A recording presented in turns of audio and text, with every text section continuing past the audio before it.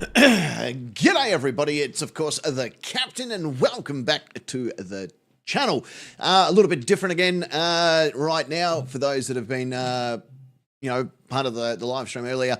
Today, we are looking at what is taking place here in Australia currently.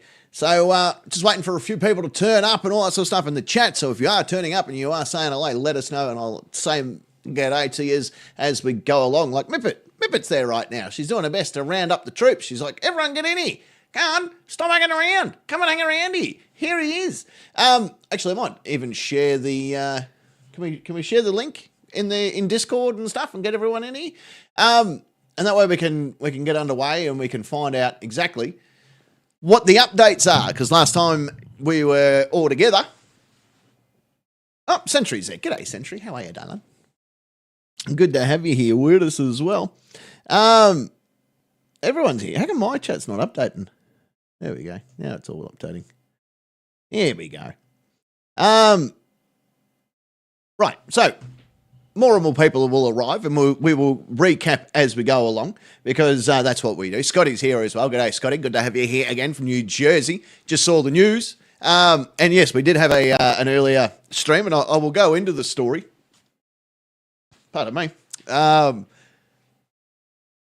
So primarily, what's happened is an Australian known sovereign citizen has taken it upon himself to end the lives of two Victorian police officers from my home state. Oh, Adamus is here as well. G'day, Adamus. So a known sovereign citizen has taken his own initiative, if you would, and eliminated two Victorian police officers and injured a third. We will go into details. We've got a bit of a report on that officer's injuries. We've also got information on who the person is. We can confirm. We did speculate here on the channel earlier who we believed it might have been, but it is confirmed that the gentleman involved in the shooting, the sovereign citizen who is known to police, is Desi, whatever you want to pronounce it. Freeman is his name. So Desi Freeman, who is a well-known sovereign citizen in the state of Victoria, living up in a place called some people pronounce it differently. It's Porapunka is the name of the town, or Porapunka, depending on how you want to pronounce it. But Porapunka seems to be the general consensus of how people are pronouncing it right now, so we'll stick to that. Porapunka is the Aboriginal name for it, but Porapunka or Porapunka is, native Australian language there. So 10 officers went to the property, and we'll show you the property. Went to the property earlier today to about 10:30 Australian Eastern Daylight Savings Time, turned up to issue a search warrant on the property. They believe that he may have had firearms on the property, and he is allegedly, and I need to find the detail on here as well. G'day, Eat My Left Nut, welcome. He's also allegedly sex offending warrants as well, but we'll find more information about that. But 100% they were there to act a warrant to search the property for firearms. They didn't have to go far because old mate decided it was a great idea to start opening fire on the police officers, striking two, killing them, and striking a third, causing serious injury. But we'll go into all of those details very, very soon.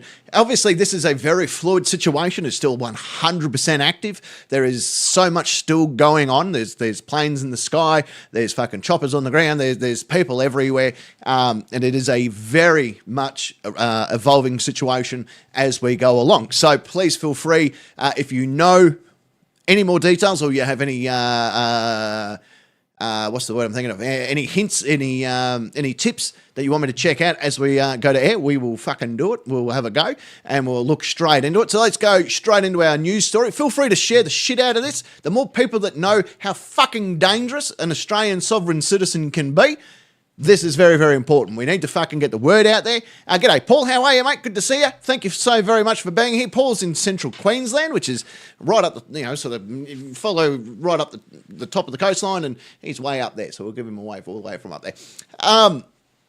So again, this is a very fluid situation. It's 100% still evolving. obviously a whole bunch of specialised police force is on the ground. We'll have a look at a news story that has come out from there from Channel 9, which is a local, not a local, it's the Australian news broadcast. We've got a handful of popular news programs, 7, 9 and 10. They're the main channels. So they're all covering the story, plus the ABC and the SBS, as well as a handful of other little agencies as well covering the story. So we'll go and have a look at their news reports in a minute, but we'll bring up this. Here he is. Here's the fuckwit right there. Desi Freeman.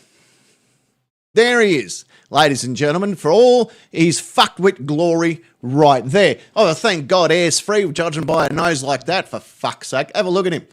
Hey, have a fucking look at him. This is the sort of guy that dead set has fucked many camels in his day. Oh, he's not even good enough to be a dirty goat fucker. He's a camel fucker. And by the time that I mean camel fucker, I mean that he lets camels fuck him. He's not even a top. He's a bottom. He's a power bottom. That's the only fucking decent thing about this little prick. Have a look at him. All right, fucking dopey little cunt. Anyway, moving right along. It's not a gender free on this channel, let me tell you. We'll bring up the news report. Here it is. This is the news report. So we'll go through. This is from ABC News, Australian Broadcast Commission. It's pretty much well, you guys got ABC as well. So accused Porapaka shooter, sovereign citizen Desi Freeman, who once called police terrorist thugs. Well, I don't remember him shooting you, mate. So, So this story came out roughly about 15 minutes ago, probably about 20 now, judging by, just getting everything underway and everything going. Don't insult power bottoms. Yeah, no, you're right. I probably shouldn't have done that. All right, let's keep rolling on. Let's see if we can get some more people involved. Let's see what we can get and find out what's going on. So this is a bit of a summary. In short, the man accused of fatally shooting two police in Victoria's northeast on Tuesday is self-identified sovereign citizen who has a history of run-ins with the legal system. In his most recent legal stoush with the Victorian Police, Desi Freeman took an officer to the Supreme Court over the cancellation of his driver's licence. Come on, mate. You don't even need a driver's licence, remember? Fucking idiot. And now there's a significant search underway. So here's the situation as it stands as of about 20 minutes ago. The man accused of shooting dead two police officers in Victoria North East is a sovereign citizen who once called police terrorist thugs and was involved in an attempt to have former Premier Daniel Andrews tried for treason. That was based on the whole Victoria lockdown laws and all that sort of stuff. When COVID was a thing, Victoria, the state of Victoria, was probably I think it was actually voted the most locked down area in the world. We weren't allowed to leave our fucking homes to cast a shadow, right? It was fucking pretty full on. You couldn't leave your house for fuck all reasons. Like there was very little reason for you to leave your house, and shopping you were only allowed to do one at a time. So it was pretty full on. Yeah, so he'll listen to it's funny. Fucking, as Adam is saying, he will listen to the Supreme Court. So who knows why any other court's different. Police visited the home of Desi Freeman in Porapaka,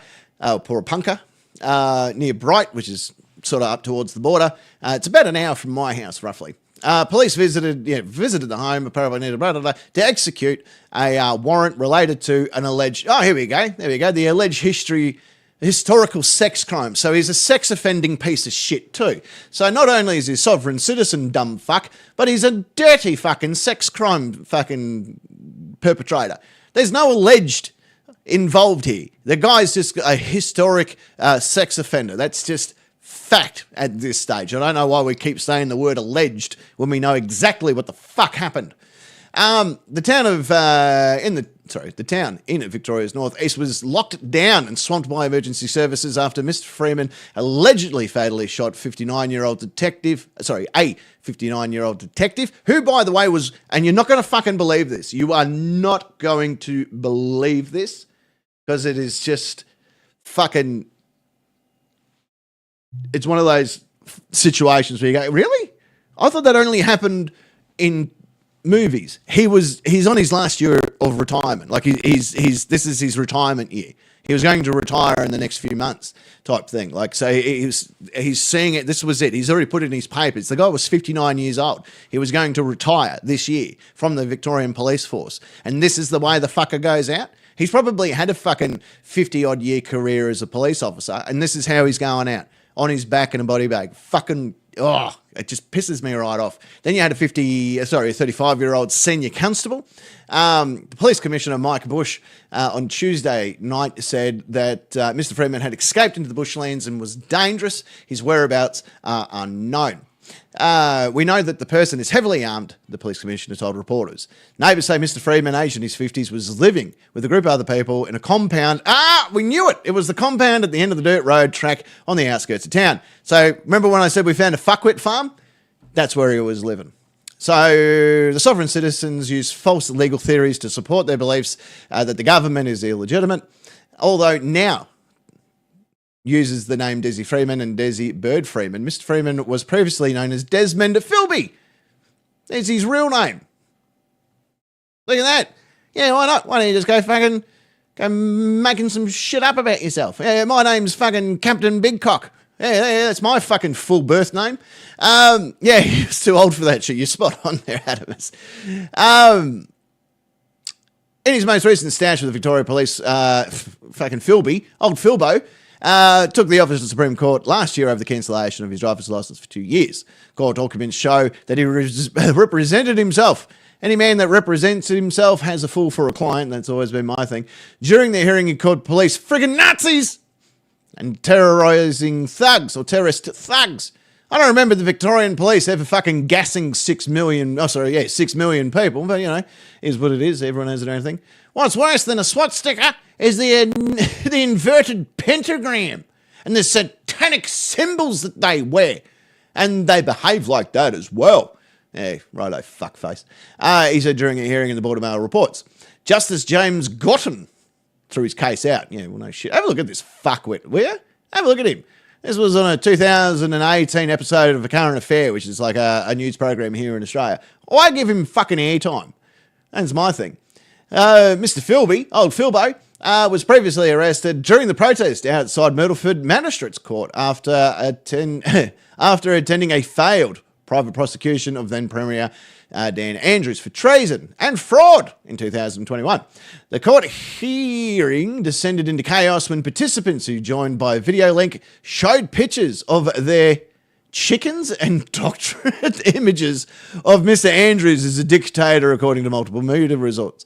The matter was brought by Bright chiropractor. Well, fucking, you're obviously a smart fucking cookie, aren't you? The matter brought by Bright chiropractor Anthony Herman was struck out. Well, good on you, Hermo. Good on you, Hermo, you fuck knuckle. Good job, dickhead. Before that, Mr. Freeman attempted to arrest a magistrate in Wangaratta, that's a real word, ladies and gentlemen, in 2019 during a dispute over public access to Mount Buffalo's National Park. Yeah, good job.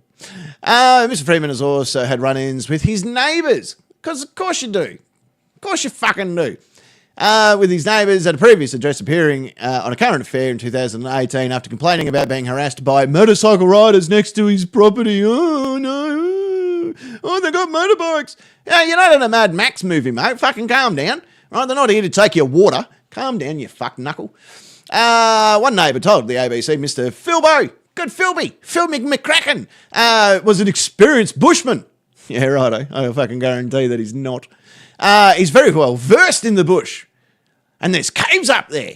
And it's been a while. It'll be a while before they find him. Yeah, fuck off. It will be fucking. They'll find him by the end of tonight. A significant search of the region around Porapaka was continuing early on Tuesday night. Right. So there's the gist of it. Right. So this is where we're up to. Is he's done the dash. He's fucked around. He shot 2 coppers. He's shot a third one who, as Mippet points out, is in a stable condition with non-life-threatening injuries in hospital. He was shot in the thigh, like we for those that were part of the first broadcast. That was something that we were speculating that he might have been shot in the thigh. It's now confirmed that he has been shot in the thigh, underwent a bit of surgery, and is now in a stable condition, which is great. Instead of being in a condition in a stable, which is where they keep horses. So at least he's in a stable condition in a hospital. So that's good news. That's excellent news, the more they think about it. Yeah, he just likes to be filmed. Yeah, I think you're right. Yeah, you remember that one as well? Yeah. But there's a few things we're going to have a look at here. One is we are going to bring up, what we're going to do is we'll hide that. we're going to grab this one here. No, that was the previous news report. All right, so we're gonna bring up Channel 9's news report from earlier this evening, probably from about 30 minutes ago. I'd be guessing was when it was broadcast live across the nation. So hang on a sec, we'll just stop there. When was this done? When was yeah,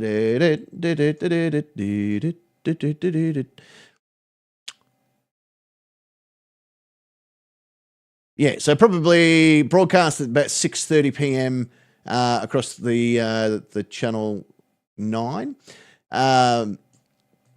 So we'll have a look at their news report and see what details we have from them.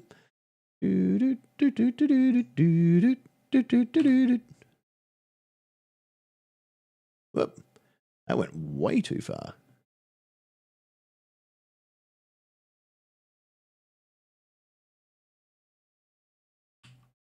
All right. So we'll have a bit of a gander. G'day, Matty. How are you, mate? Good to see you here.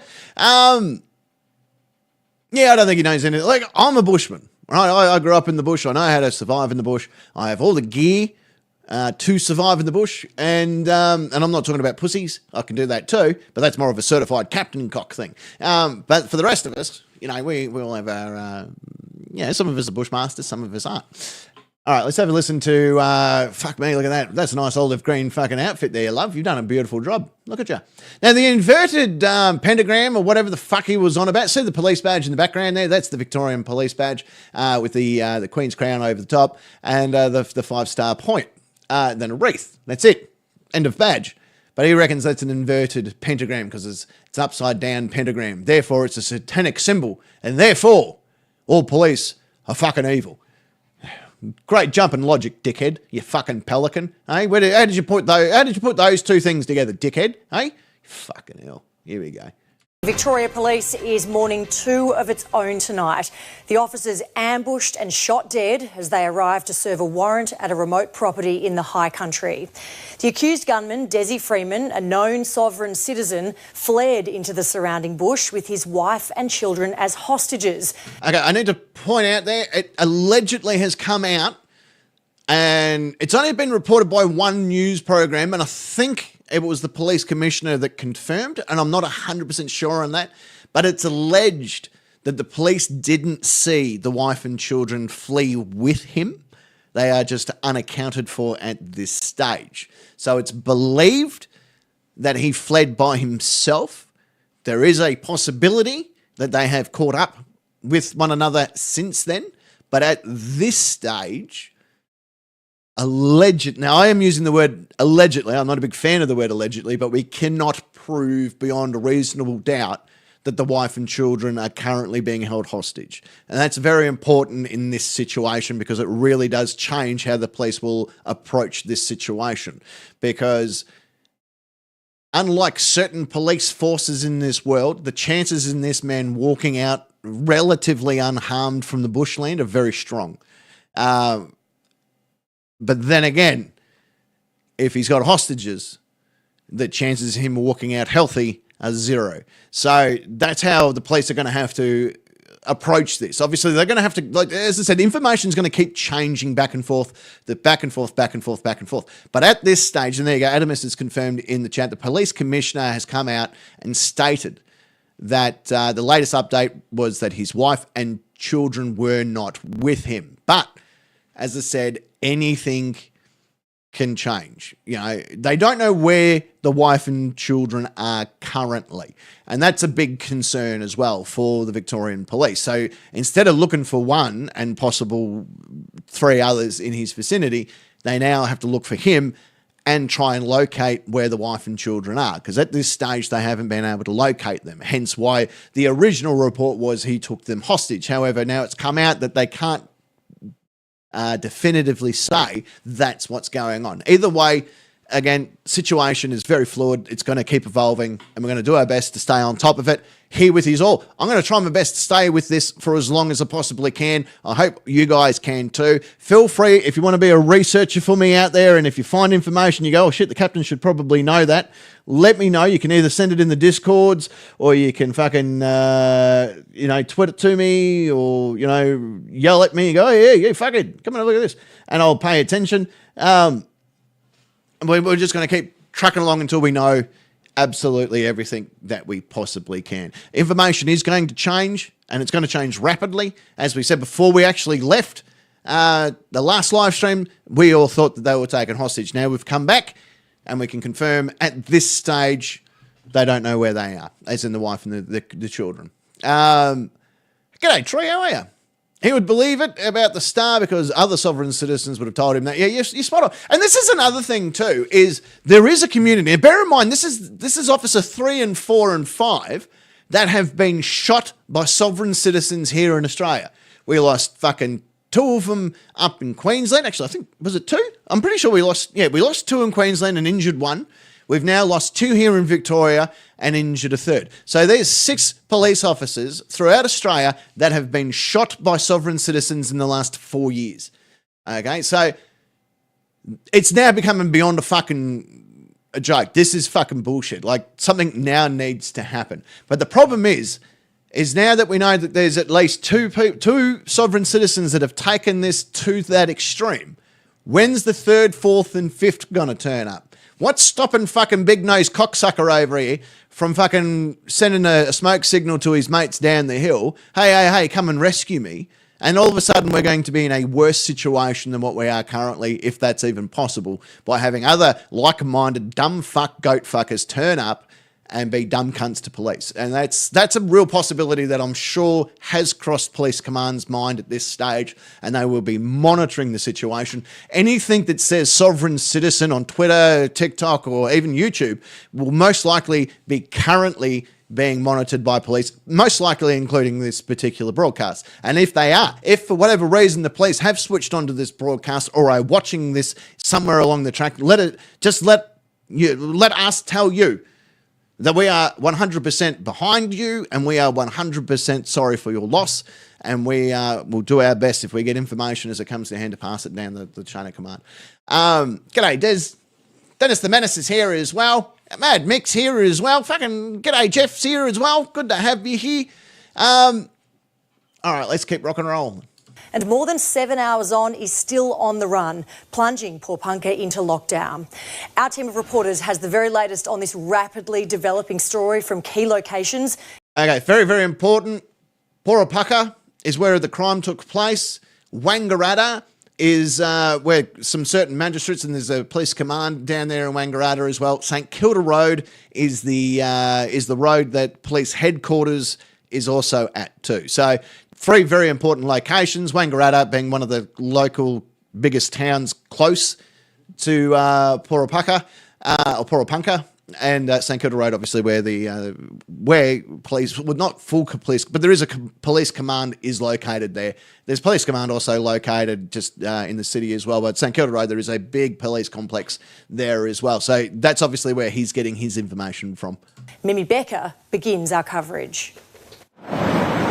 The frantic search for an active shooter in Victoria's Alpine region. Desi Freeman, a so-called sovereign citizen, on the run after allegedly shooting 2 police officers dead and wounding a 3rd. The 2 deceased officers are still at the scene.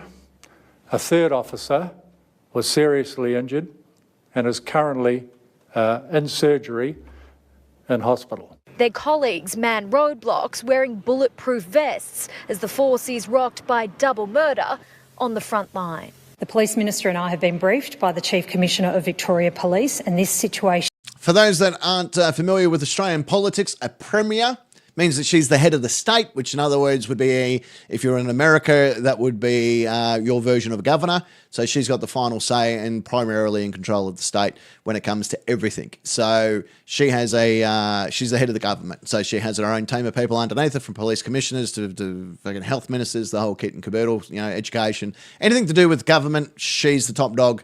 And this is an elected position. Well, her party is an elected position, but within a party, they can make sure who's going to be the top dog. And before her was a gentleman called Dan Andrews. He stood down and she took the reins. Remains active. The officers' urgent call for help came just after 10:30 this morning. A team of 10 police had gone to Freeman's property to execute a warrant. That's when police claim the father of two, who lives on a bus, launched his deadly ambush. There is grave concern for some of the police officers who are involved. 9 News understands guns were stolen from those slain. I'm just going to stop that for 1 sec. Thanks to the beautiful Kimatron. She just sent this one through on Twitter. This is from the Australian Free Independent Press Network. Hang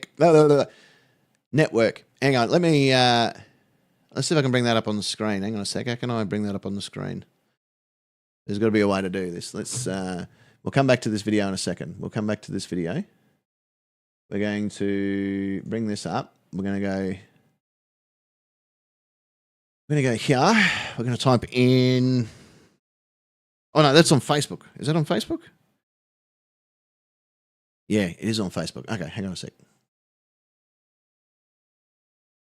So there's a picture that has been taken off Facebook and posted on Twitter. I should be able to bring that up. Hang on a sec. Sorry, guys. Sorry. Look at me looking... I'm being very... what's his name? Fucking... Steve Lookner. Where were you on this one, Steve? There you go. A native of the capital of Australia. Avid cooker watcher. Okay, cool. Where is this? He's doing a good job, actually. I can't complain about him. Oh, he reposted it. Okay, so let's have a look. Replies. Cooker watchers are all over this shit today. Cooker watcher is things that we call... a cooker is, a sovereign citizen or a fucking dropkick. I'm trying to find this...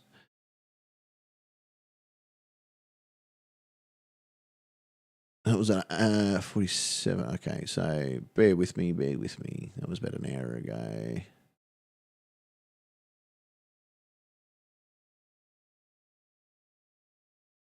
That was 3 hours ago. Why can't I find this fucking... Why can't I find him? Here we go. Maybe it's this one. Oh, here we go. Cool. All right. Let's bring that up. All right. Sorry about this, boys and girls. Right. So you can see here...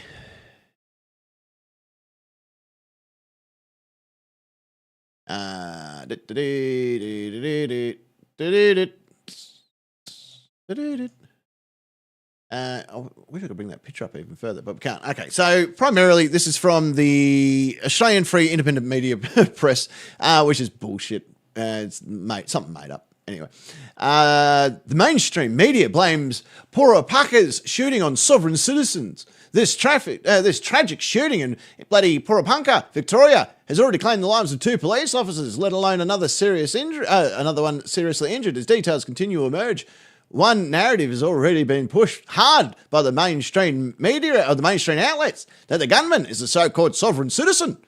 We need to be clear here at the Australian Free Independent Press Network.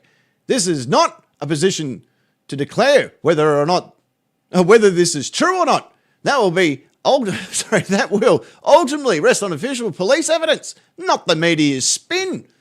Oh, hang on a minute. What about all the fucking documentation of him being a fucking sovereign citizen? Can we not rely on that? Is that just the government fucking spinning some shit, is it? Because I've got a video sent to me by Century of his arrest when he was carrying on about sovereign citizen rights.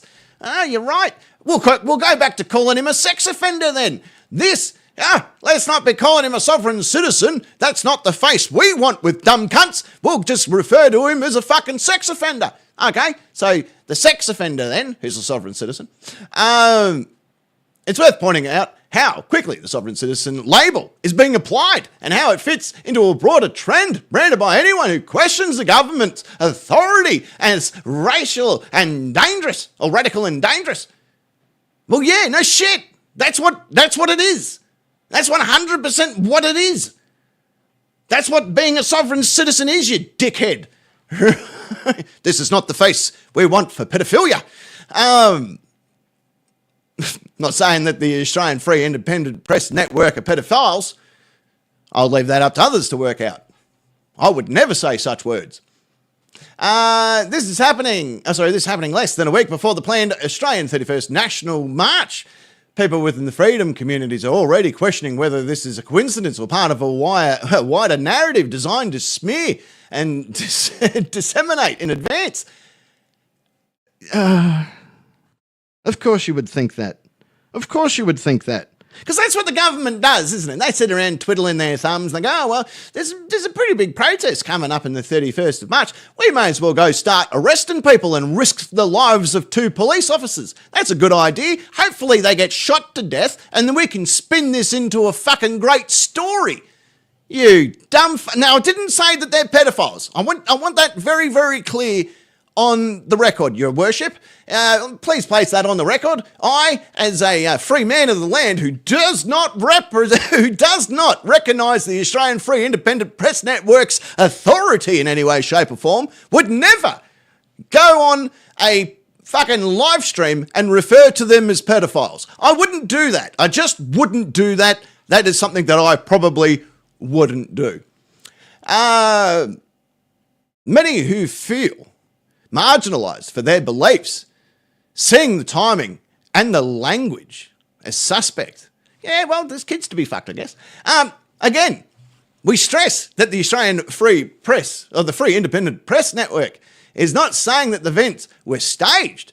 No, you kind of insinuate. Look, it's the same way that I'm not saying that you're pedophiles. I get it. You're saying that the event may not have been staged, and I'm not saying that you guys might be pedophiles. At least we're all on the same page. We are following the facts as they come from official sources.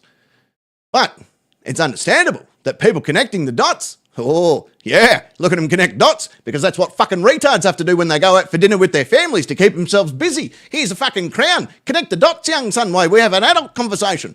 Connecting the dots and asking the hard questions, especially given how often dissenters are portrayed as threats in the media. Yeah, it's not like you've killed 4 fucking police officers and injured 2 others and killed a poor innocent person either. Yeah, no, let's not worry about that part, shall we? As the situation in Porapunka unfolds, we will continue to provide updates based on confirmed information, whilst also acknowledging the very real concerns within the community about how this narrative is being shaped. Fuck me drunk. Honestly, how... Now again, I'm going to stress the fact that these people have never, in my knowledge, fucked a camel. I want that very clear. I've never seen them fuck a camel. Ever.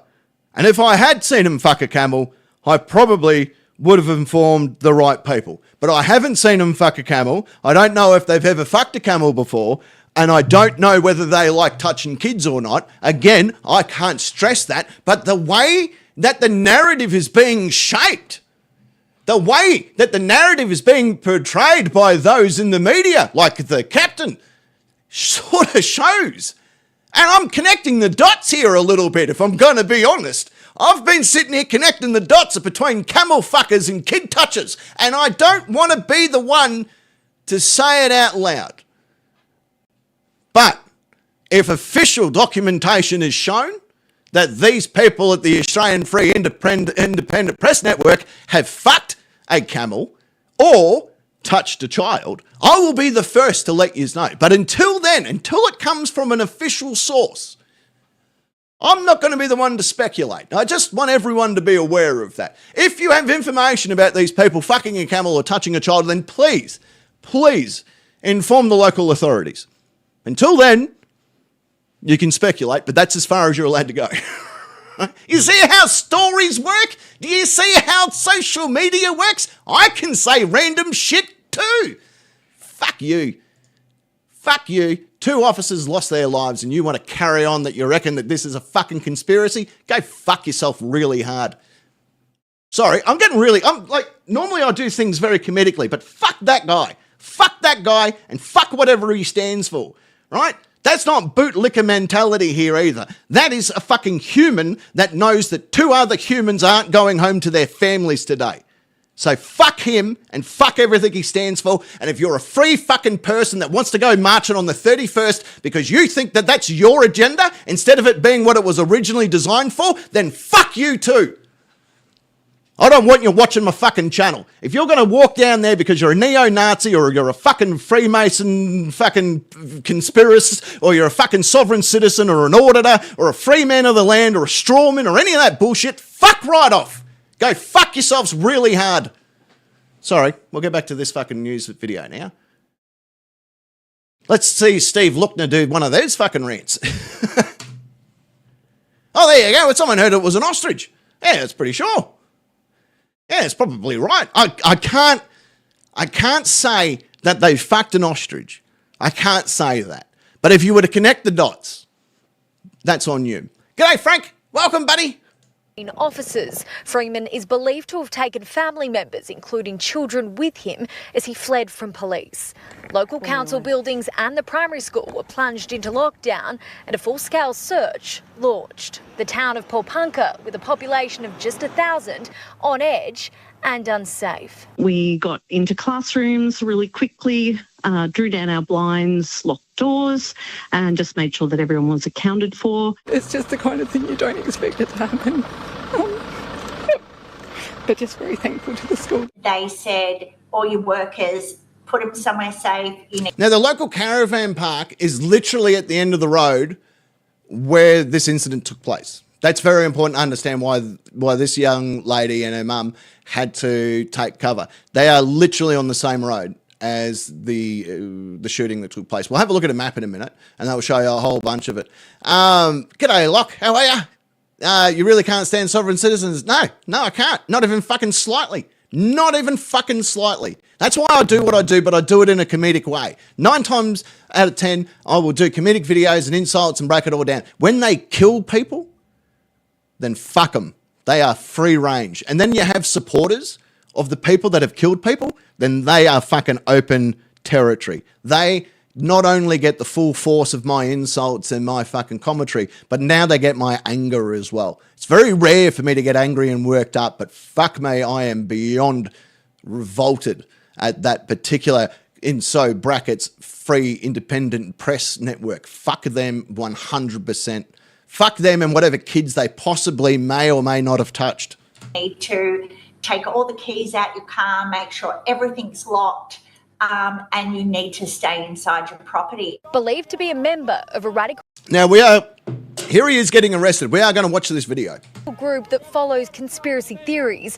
Desi Freeman was arrested during a protest outside a regional court in 2021. That was in Wangaratta? These scumbags are butthurt because they're obsessed with power. And spoke to a current affair in 2018, furious. Oh, by the way, his wife's a call-in too, by the way. He is so unfuckable, he had to outsource it to the Philippines. I need to point that out. He had to outsource his own fuck to the Philippines because no Australian woman would touch him. So he's, maybe I'll have to bring in one. Maybe I'll have to get one online and bring him over so that she'll touch me. And even then, she probably shuts her eyes and just pretends that she's being fucking, bashed around the head with a rice paddy. I don't know what it is. It's about his noisy neighbours. It is full-out war. Fuck your noisy neighbours. Of it. Tonight, here's a fugitive who's the focus of swarms of police, determined to catch the man believed to have killed 2 of their own. We hold our police in the highest regard. They serve with courage, compassion and dedication, and their loss is felt profoundly across our region. We will do everything to bring this person into custody so that your community is safe.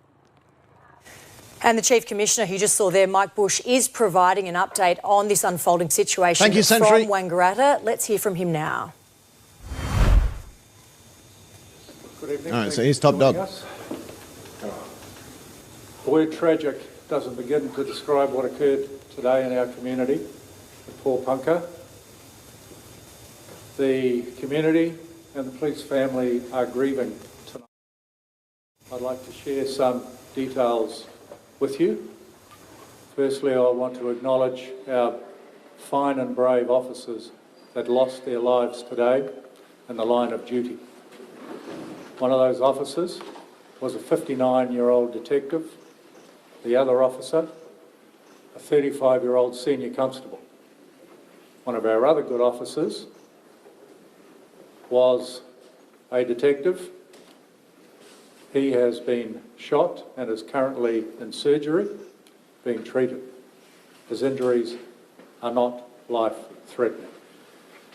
In terms of the current situation, the suspect for this horrific event is still at large.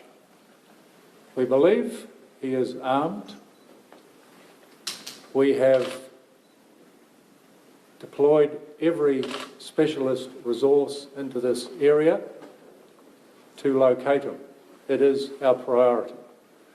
Our priority is to arrest him, to ensure that he's held to account for the actions, but also very much to bring safety and security to this community.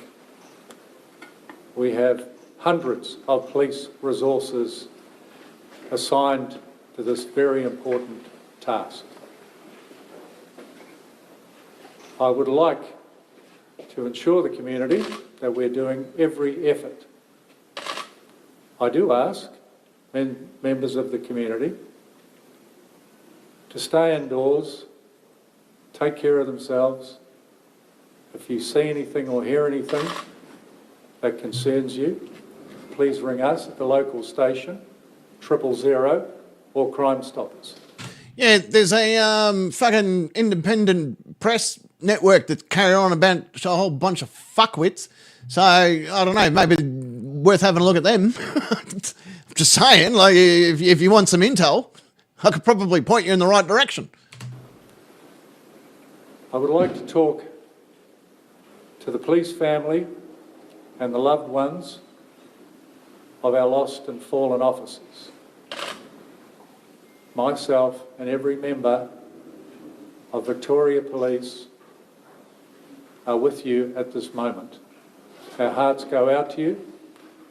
We thank those courageous officers. In fact, we thank every police officer who comes to work every day to keep their communities safe, knowing that these things can and do occur. So we are with our officers every step of the way. And we will do everything to look after the families of those officers. I have received messages from all my Commissioner colleagues across Australia who feel this as much as we do.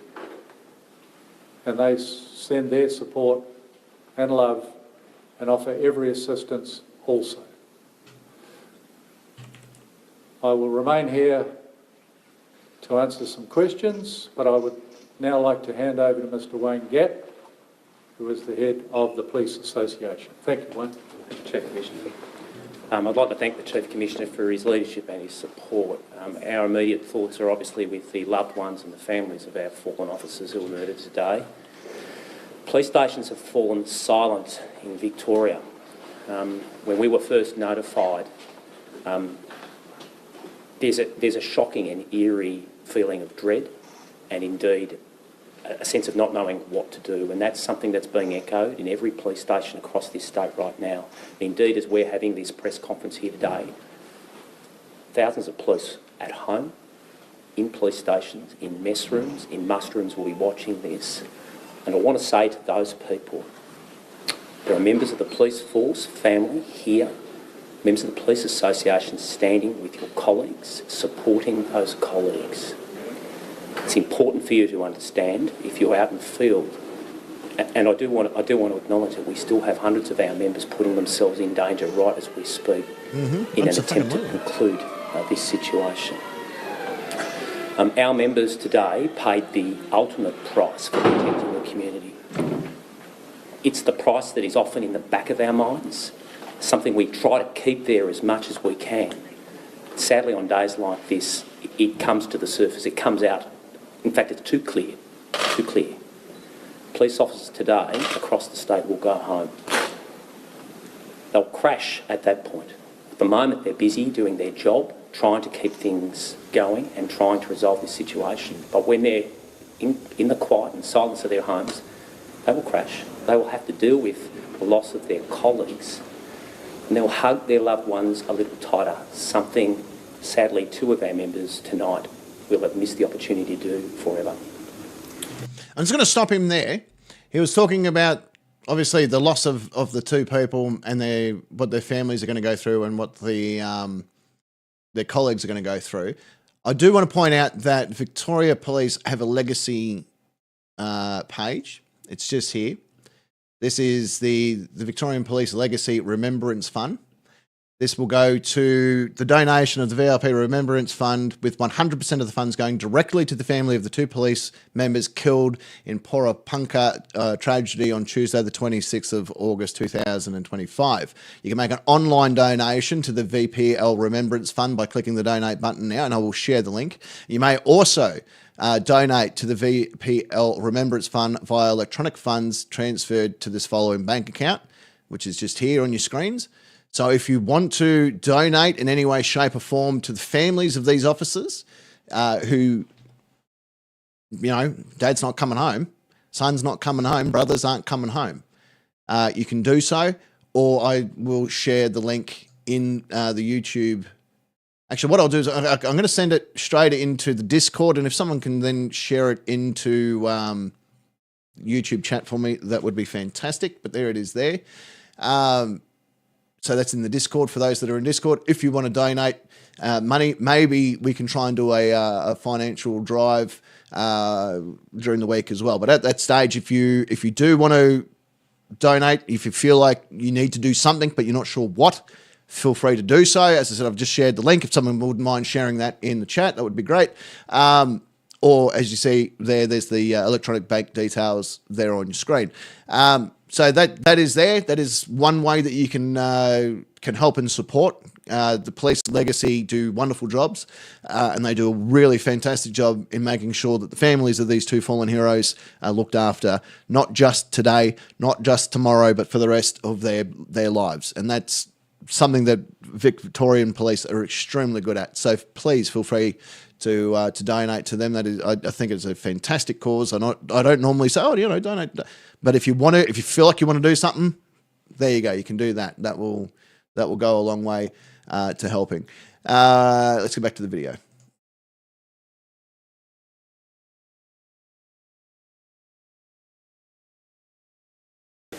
Okay, we are going to leave that press conference in Wangaratta there. The Chief Commissioner revealing that one of the officers killed was a 59-year-old detective and the other a 35-year-old senior constable, while the third officer is a detective and is in surgery, but the injuries are not life-threatening.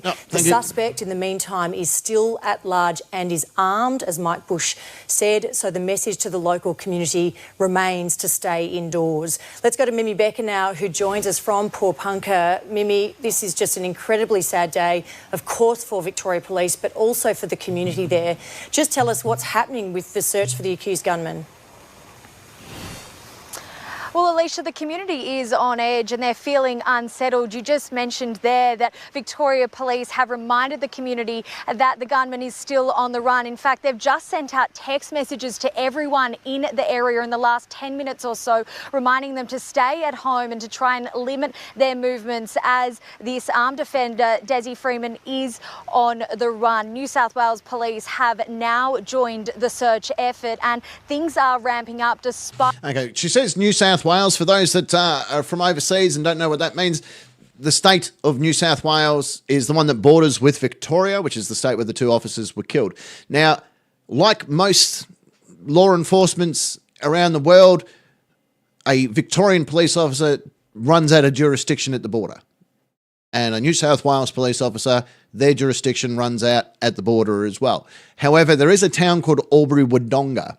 And on that town, which borders, it's known as the border town. Some people just refer to it as Albury-Wodonga as one word, but even though they're two little towns, the New South Wales police have limited special constable abilities in the state of Victoria, as same as the Victorian police are known as special constables on the New South Wales side of the border. So that's two parts. So the police commissioner can fast track that if he needs to. The town that this incident took place isn't far from the border, and if they are bringing in resources from New South Wales, then they would have been sworn in as special constables in order to have the jurisdiction here for this particular event. And that's sort of how it works. After this event is done, those special constables normally revert back to just their own state's jurisdiction. But for this event, they would have been sworn in as special constables and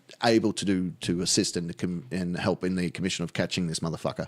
Despite it getting dark, you can still hear the Victoria Police hovering, the helicopter hovering over in the hills as officers prepare for what could be a long night ahead. They are setting up marquees and floodlights, and it is beginning to rain, so they are facing tough conditions in this search. But as you just heard from the Chief Commissioner, they are throwing every resource at this, Alicia. Okay, Mimi, thank you. Well, let's go to Brett. I'm actually in the state of Victoria, so I'm in the state where this has taken place. Hang on a minute. Comments about sovereign citizens of being real concern. Okay, we'll have a look at that. Is that a video or is it a news story, Adamus? We'll bring that up after this video. Cloud now, who joins us from the Police Memorial in St Kilda Road. Oh, okay, so they're at the Police Memorial. This is a memorial, again, run by the Police Remembrance Legacy. There is a memorial, like a war memorial that you'd see in any town or whatever. This is based solely for police officers that have lost their lives on the job.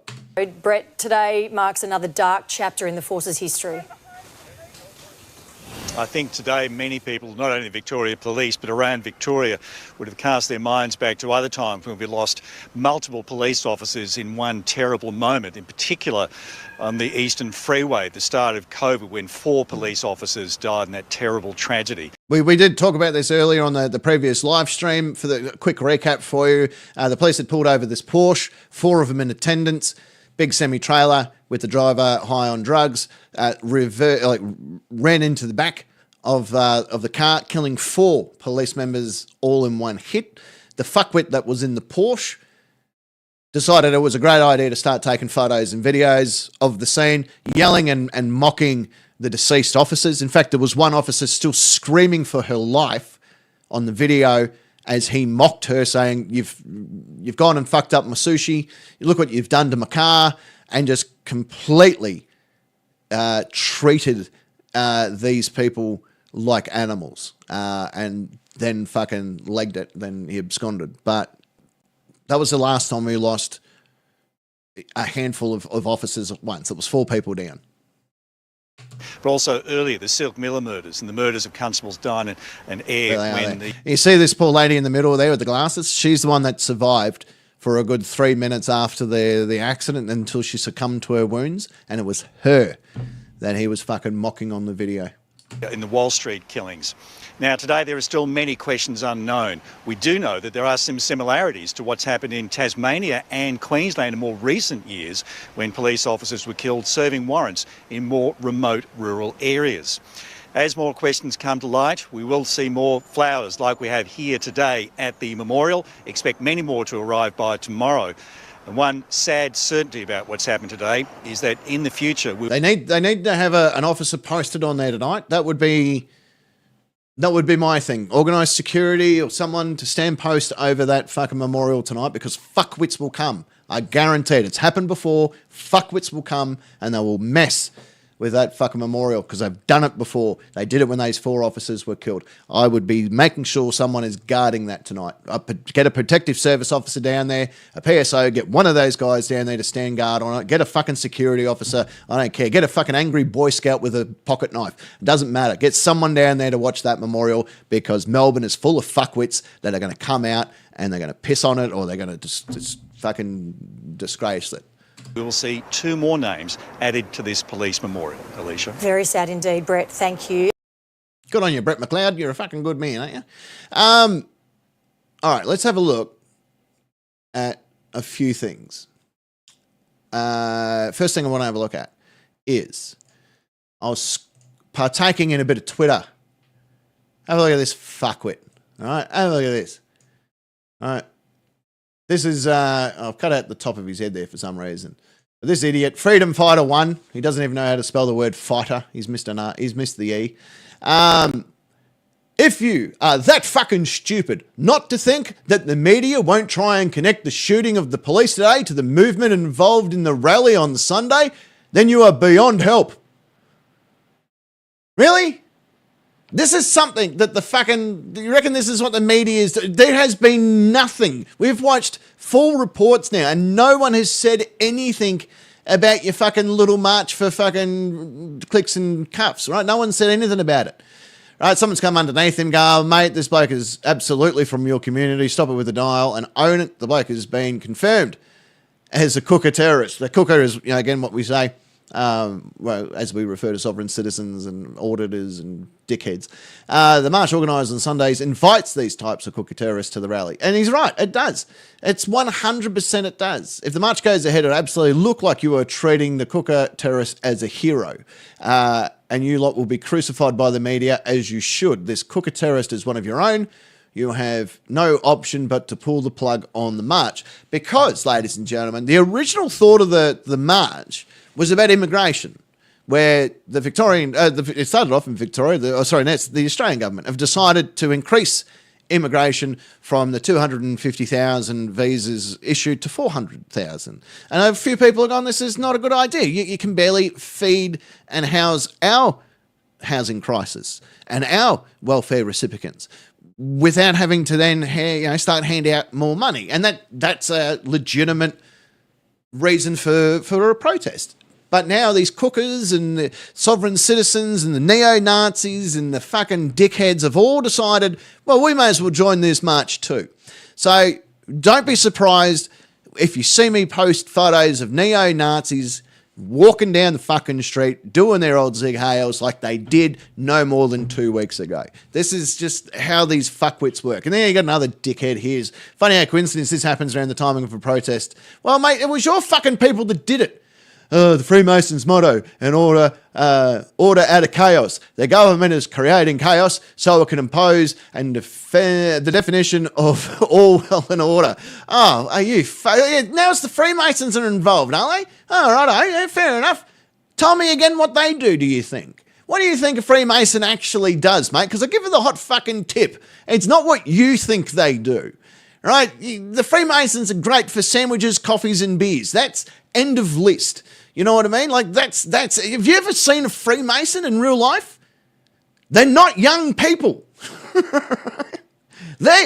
Some of them are lucky to remember where they parked their car, let alone how to take down a government or control the world. It's just something they're not overly great at. You know what I mean?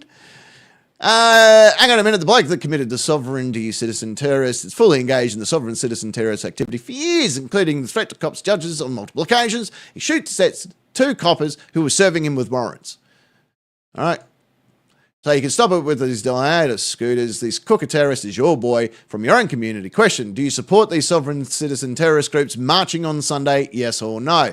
He doesn't really give an answer. He just sort of fucking carries on about a whole... These are the people you're arguing with on the internet. You're funny, man. That was show him. Yeah, you showed him. Yeah, fucking dickhead.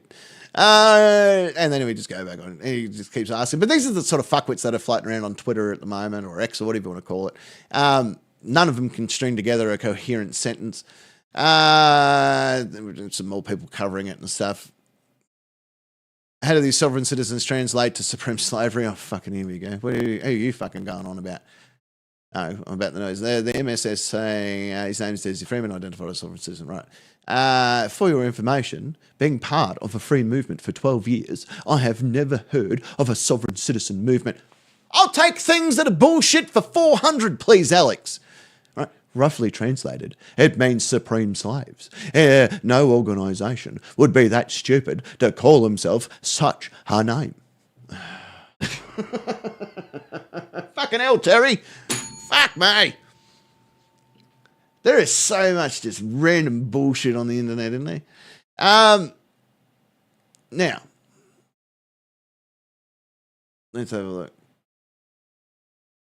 Let's have a look at this one. This one, Norak sent us. Let's have a look at what Norak sent. Oh, not Norak, Adamus. Adamus said this one. Let's have a look. Let's bring this up. Where is it?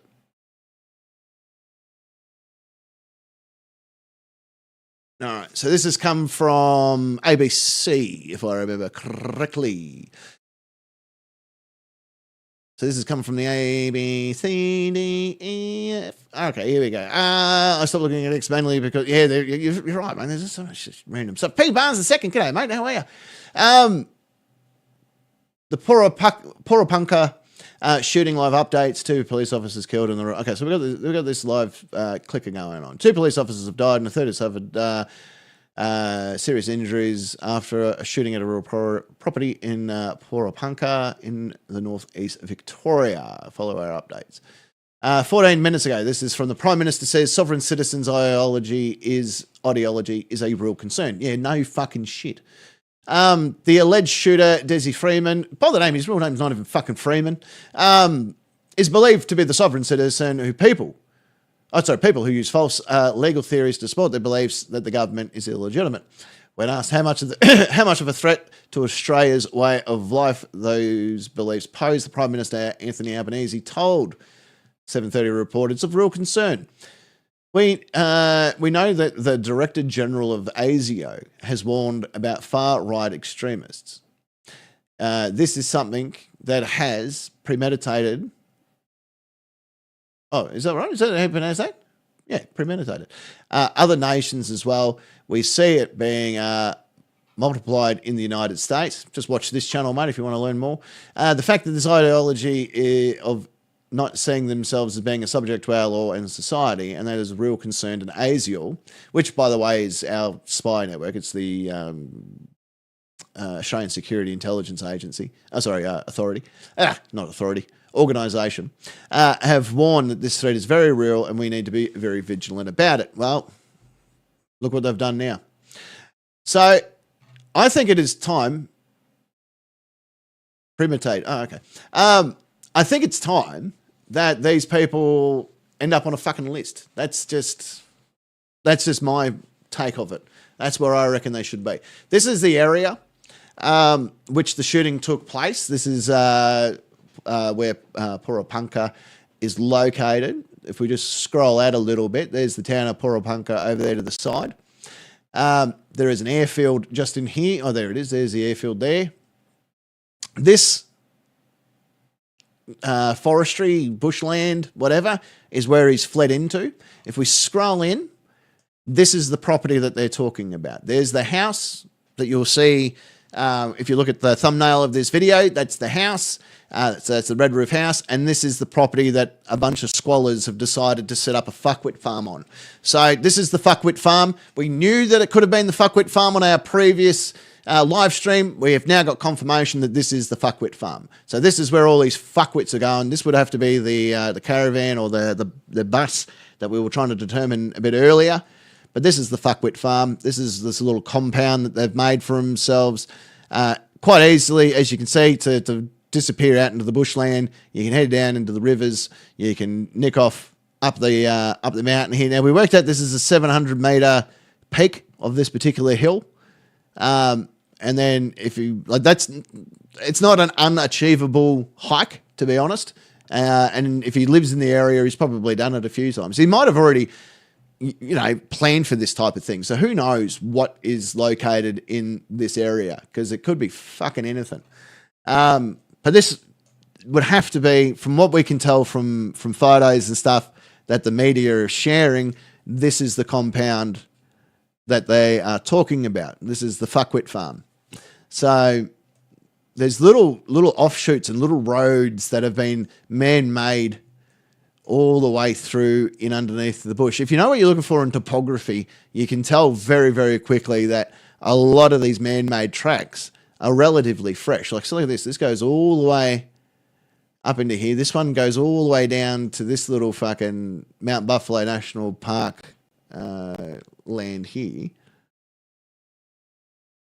So they come up through this road, come around to get to that little beach area and stuff, and like even that, like even he got here, look at this. Have a look at this. This is a relatively newish map. If you got to here, it's not hard to get across this little river and be gone. And in the airfield, literally just here. There's your little airfield. Oh no, it's a quarry. Where's the airfield? There's the airfield. There you go. Little grass green fucking airfield right there. Not saying that he's taken a plane, but you could have gone. Once you hit that river, you're anywhere you want to be. And if you go up the mountains and stuff there, you're done. It's all going to be gone. I haven't seen any of the comments. I don't know what's going on with the comments. It's top and live. There we go. Hopefully that's fixed some stuff. Well, the cops have plenty of airfields, so that's where the chopper was refueling. 100% could be where that was being refueled. There is a video that Sentry shared with us. We might have a look at that in a minute. I do just need to go and shake the dew off the lily, so to speak. I haven't got music or anything lined up to do anything. So I don't know. Maybe I do. I don't know. Maybe I can whack a song or something on whilst I go to the toilet. Although the song that I got lined up, it probably doesn't fit. It doesn't fit this particular live stream. But I haven't got like a be back in a minute screen. I should have probably done that, but I haven't got a back in a minute screen. Are you right if I just click it back to the starting screen and we just sit on that for a second? And like literally, I just need to go toilet. Or are you happy to sit and talk amongst yourselves? That's the other thing. You're happy to just look at the map and pretend. What we can do, maybe I can just scroll this and you can have a look at the Fuckwit compound. How about that? We'll put the Fuckwit compound on there. The little red house and all that sort of shit and his little Fuckwit farm. All right, so you guys watch the Fuckwit farm and I'll be back in just a second. How about that? Are we all happy with that? We all relatively cool? Good. Save it a minute.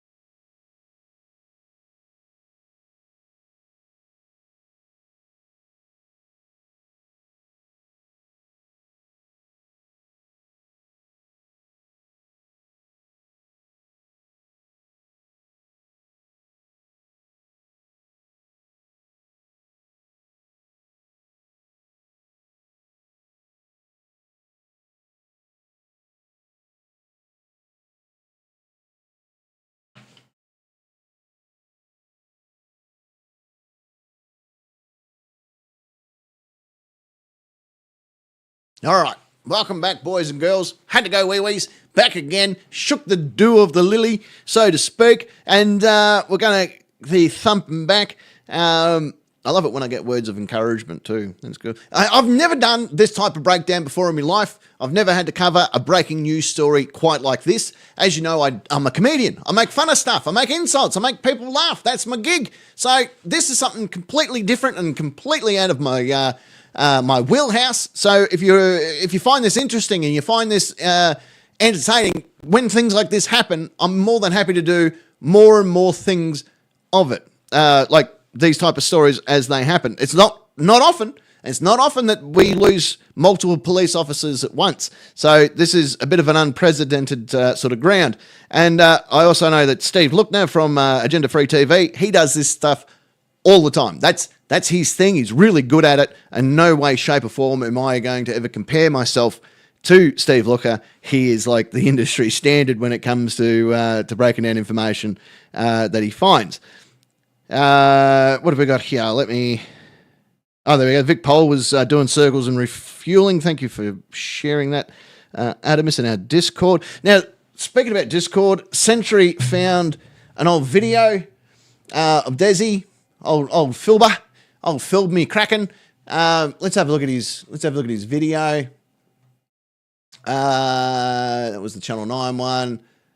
Oh yeah, there's the Van Bolen version of it. We'll have a look at that. We'll have a look at this one first. This is from a site called Topical Australia is the name of the site.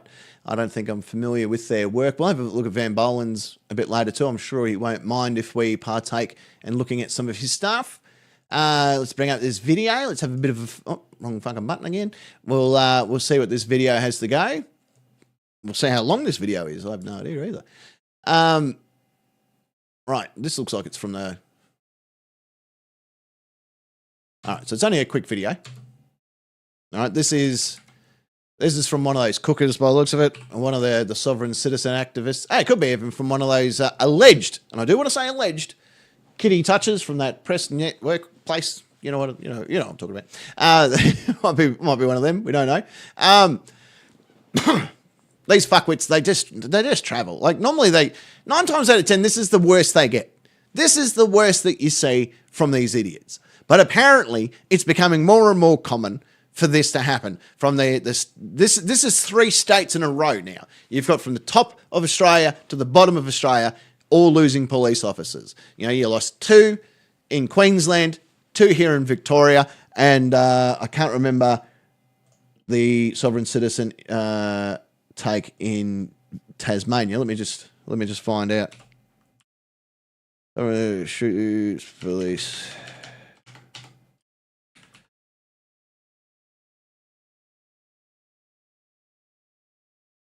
I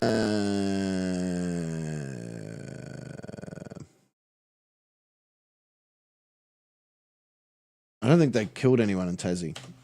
The more I look at it, the sovereign citizen. Tasmanian speaks about the sovereign citizen. That was in 2024. Multiple sovereign citizens caused some issues down there in Tassie.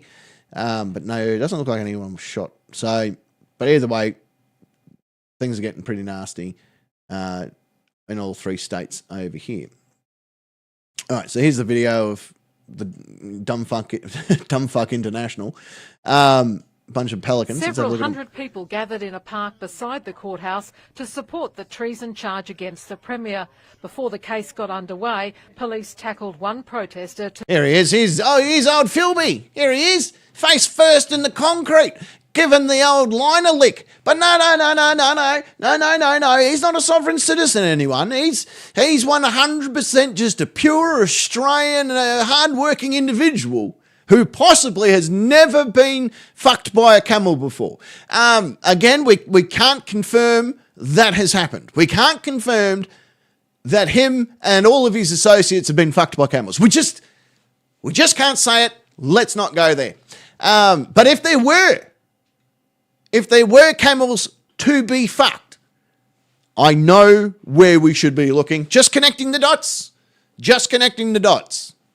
Because apparently that's what we can do. Is there a website that you can the best would be Police Legacy or the Victorian Police Facebook page. They would be probably the two most like if you go to the website above that's pinned to the post, you might be able to go there and get a message through. But that would be the only one I would think of at this stage. To the ground. They're going to make some shit up on me, mate, because I stood up to them. Police Yeah. marched Desi That's why they Freeman did to it. the police station as Philby. crowds of supporters swarmed around him. Defend me, guys. We outnumber them scum. You hear that? Did you fucking hear that? Defend me, guys. We outnumber them. Yeah, no, this guy's 100% just a regular, average Joe, just trying to get along. Yeah. Have a listen to this fuckwit. As crowds of supporters swarmed around him. Defend me, guys. We outnumber them scum. We have a right of self-defense against these terrorist criminals. Of course he's got a GoPro strapped to his chest. Of course he does. He can't leave home without it. You just never know if you're going to get fucking cuffs for clicks and then jail for dicks. And surely to Christ, Australian jail penis must be the best on the planet because he can't wait to get enough of it. It's good to see all your mates coming to your rescue there, big fella. What's going on? It's almost like they don't want to. It's like they're happy to do a lot of this, but not much anything else, eh? As I was explaining to Kimatron earlier, there's a small group, and I put them in categories. You got your basic run-of-the-mill sovereign citizen who likes to fluff around and carry on, and they don't necessarily believe everything they're saying, but they're going to try it every time. We'll probably try and film you and get some stuff, and someone down at the local fucking I Hate Aboriginal committee told me about it, so I thought I'd have a crack at it. And then you got your hardcore sovereign citizens that actually do believe everything that they've been told, and they don't do much research beyond that. They just get their little pieces of paper and stickers and put it on cars and just generally act like dumb fucks. And then you've got your sovereign citizen extremists, which is where this dickhead falls in. And then inside that category is your fucking terrorist group. And this is where we're at. Everyone knows that these scumbags are butthurt because they're obsessed with power. We're just supporting people that are standing up for... Okay, now again, I do need to point out the fact there is no proof that this man has fucked a child. There is none. There is zero evidence. Zero evidence that this man has fucked a kid. There is none. Zero. But if I was to ask you to draw what a man that has fucked a child looks like, I'm pretty sure we know what to draw. Connect the dots, ladies and gentlemen. Connect the dots. I am 100% not saying that the man on the screen currently has fucked a child. But if you were to ask a child to draw what a sex offender looks like, this would be it. If Stranger Danger was a human person, this is what I imagine that person to look like. Again, I'm not saying that this man did that, but if there was to be confirmation, I wouldn't be surprised. That's all I'm saying. I'm just connecting dots. I'm just letting you know what the mud-filled modern media would never tell you. That's what I'm doing. Yeah. I'm just reporting on things that mainstream media tries to sweep under the rug. Yeah, that's all I'm doing here. Just watch the video and you make your own decision. Because they're obsessed with power. We're just supporting people that are standing up for massive breaches of allegiance. Yeah, it's even got the fucking sway The court going. was closed to the public because of COVID, with the bright chiropractor who brought the charge holed up in a church hall nearby. Doesn't he look fucking 950 charming? Others tuned in via webcam. The ultimate aim is to get our constitution back for all Victorians and all Australians. We never lost it. We never lost the Constitution. It's still here. Because you can't see it doesn't mean that it's lost. Do you get confused when the sun goes down? And you're like, oh, fuck, the sun's gone, and I'm not going to rest until we find where it went. We're bringing the sun back, everyone. Oh, look, it's probably in a drawer somewhere, right? I'm sure someone knows where it is. I don't think we've misplaced it in any way, shape, or form. I don't think you need to worry about bringing it back, mate. You're not Justin Timberlake. Calm down. Our Our constitution has been trespassed upon. The case has been brought... Trespassed upon. That is the greatest word in the English language. Trespassed upon. Here we go. Back for all Victorians and all Australians. Our constitution has been trespassed upon. The case... What a great use of the English language. has been brought against Daniel Andrews using She a brought little-known cupcakes, in case power anyone's where wondering. Anyone can pay $87 to bring a private prosecution. The practice dates back to the early days of the justice system. Supporters rallied outside while waiting. This is fucking red tie day down at the fucking... he's got his upside down red flag like that means something. By the way, the red flag is was used by the Australian Air Force. All right, the white one was used by the Navy, the blue one's fairly standard, and then the red one was used by the Air Force. It's got fucking nothing to do with the sovereign citizen movement in any way, shape, or form. And hanging your flag upside down, telling everyone that your country's in distress, you're just a fucking idiot. To be heard. Oh, don't murder the song. Someone please call the authorities. She's murdering a song like that guy murdered two policemen. This doesn't feel like Australia anymore. What's it feel like then? What does it feel like then? I would like to know where you have travelled in the world, you fucking train driver, to tell me what it feels like. And let's see how correct you are in your assumption. This doesn't feel like Australia anymore. It really doesn't feel like the democracy that I grew up in. I'm here today to tell the people of Australia that I brought scones. Nobody ever changed a bully by complying with their demands. Who's bullying? Who's the bully? The law? That's not how laws work. Or because you don't like laws doesn't make that person a bully. I don't like Sandra Bullock because she once put her finger in my bum. But I'm not going to say that she's a bully. I'm just saying that she's probably should have asked before she did it.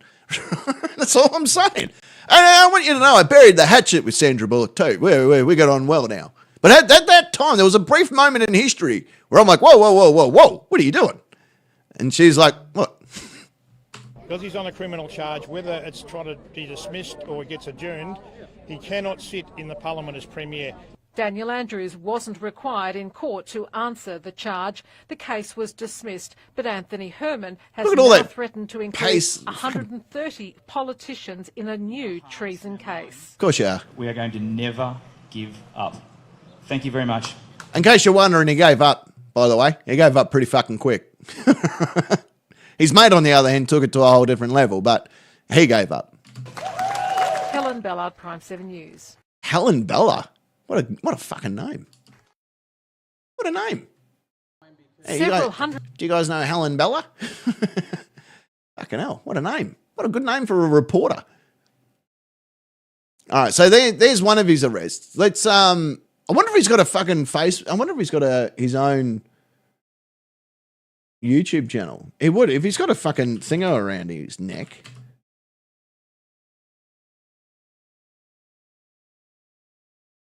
All right, let's see what else we got. Oh, that's the Dean Andrews bullshit. I'm just seeing if we can find anything else about Desi. Oh, this is the court one. All right, let's say, yeah, thank you. Oh, yeah, I remember this one. This looks like it's just the basic court proceedings. Which I think Van Bolen did a version of as well. Let me just bring up Van Bolen's. I think I might have covered this myself, actually. I could be wrong, but I feel like I covered this one myself. Sovereign citizen in court. Right, travel, right. I don't want to just jump straight on Van Bolen's stuff. But I'm sure he'd be okay if I did. You know what I mean? But there is another version of it. Let's see what this version looks like first. And if that version is no go, then we might revert back to Van Bolen. But there is a version of it here. Let's have a look. So this is him when he decided to fuck around and find out, and ended up going to the magistrate.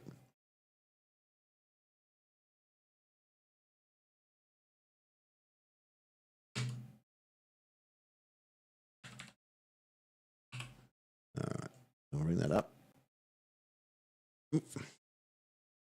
There we go. All right. So here's old mate. Let's see what he has to say for himself. Matter. On the 13th of December last year. Mr. Freeman, I've asked you a question. I don't understand the question, sir. What was that? How many witnesses do you have? Witnesses? Yeah. I don't need witnesses. Okay, so you have no witnesses? Yes, that is someone recording the screen from another. Someone's pinched this from Van Bolen already. That's where that's from. We're going to bring up Van Bolen's version of it, because I'm guessing he has the full video there. So, Mr. Van Bolen, if you are watching, you know me, I know you. I'm not pinching your video. We're just going to use it for educational purposes currently, but feel free, to feel free to yell at me later. But for now, we're gonna use your video. For you today. We'll just skip through a little bit. Does this court obey the law, sir? Just have a seat. Does this court obey the law? Have a seat. So you can tell straight away that we are dealing with top shelf dumb cunt. Wednesday, how are you, darling? Wednesday's here, everyone. Good to have Wednesday here with us. You're just finding this out. We're doing our best to stay 100%. We're trying our best to stay 100% on top of this. We are now looking at Desi Freeman, Filbar, whatever you want to call him, and one of his court appearances covered by Van Bolen on his channel. So I appreciate if you haven't joined Van Bolen's channel, please do so. Feel free to let him know that I appreciate, all the work he does, and then we are using his video here today. And I'm sure he'll be fine with it. As I said, we know one another, and I'm sure he would have told me long ago, don't touch my stuff, but he's a good man.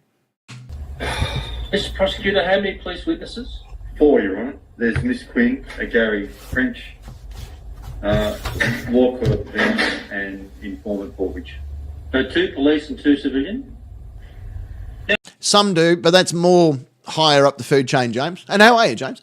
Normally higher up, more people that are QCs, which are the Queen's Council, I think they're KCs now, King's Council, they normally handle wearing the wigs and all that sort of stuff. It's a bit rare to see them, but they do. They can if they want. Oh, thank you for sharing the link there, Century. Really do appreciate it. We're in Vic, up near Bright, place called Paul Punker is the name of the town, which is just near Bright, or up near Myrtleford, around that area. Mr. Freeman. Yes. You're a fuckwit. Your defence to the matter. What do you say? How many witnesses do you have? I'll run my case where I'm going to run it, sir. Magistrate Stella Stuthridge has already progressed this matter. On the 13th of December last year. Mr. Freeman, I've asked you a question. I don't understand the question, sir. What was that? How fucking hard is it to understand? Do you have anyone that's coming to help you or not? He's got 4 mates. What have you got? A piece of paper. Fucking hell, mate. This isn't rock, paper, scissors, right? He's not a rock. You can't win this with paper. Because if he's rock, I'm fucking scissors, all right? Have you got friends that want to help you or not? Witnesses do you have? Witnesses? Yeah. I don't need witnesses. Okay, so you have no witnesses? No. That's yes, a no, mate. That is someone recording the screen from another camera, but it's not a bad copy and the camera person doesn't move around too much. At least it's not one of those cell phone rustling in a pocket with a black screen caught videos. Spot on there, Van Bolen. The purpose of this hearing is to determine how long the contested hearing will take. Emanuela, hello. That's not what Magistrate Stuthridge ruled, and I'm about to give you that information, and so far the suppress me. Who the fuck are you on about? This matter is listed for a contest mention. It's running as a contest mention. Can I speak now, please, sir? No. Your question. On the 13th of December last year, Magistrate Stella Stuthridge identified serious issues I raised, being a serious abuse of process in this matter, an order that was not made according to law. So what do you reckon the chances of any of that being correct is? Because I'm betting that you would have a better chance grabbing an elephant's trunk and deep-throating it through your anus and then out your mouth than any of what he is saying to be true. I would rather be the centre person of a human centipede than listen to this man waffle on anymore, and I look forward to his inevitable death later this evening. Many counts of fraud. This is the guy that shot the police, by the way. For those that are just joining us, we are covering the fact that 2 Victorian police officers were shot and killed in the line of duty today by this fuckwit. Perjury by the applicant.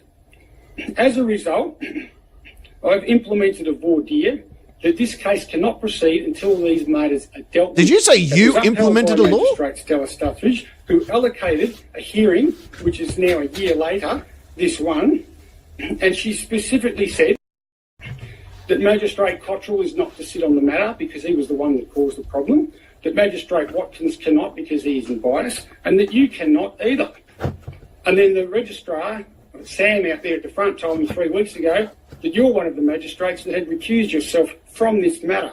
And I'm very angry that the registrars couldn't get it right and went and allocated this hearing while you were sitting when it was supposed to be Magistrate David Farram, according to Magistrate Stella Stuthridge. Yeah, you're spot on, P. Barnes. Yeah, they weren't killed, they were murdered. They were 100% murdered by this donkey fucker.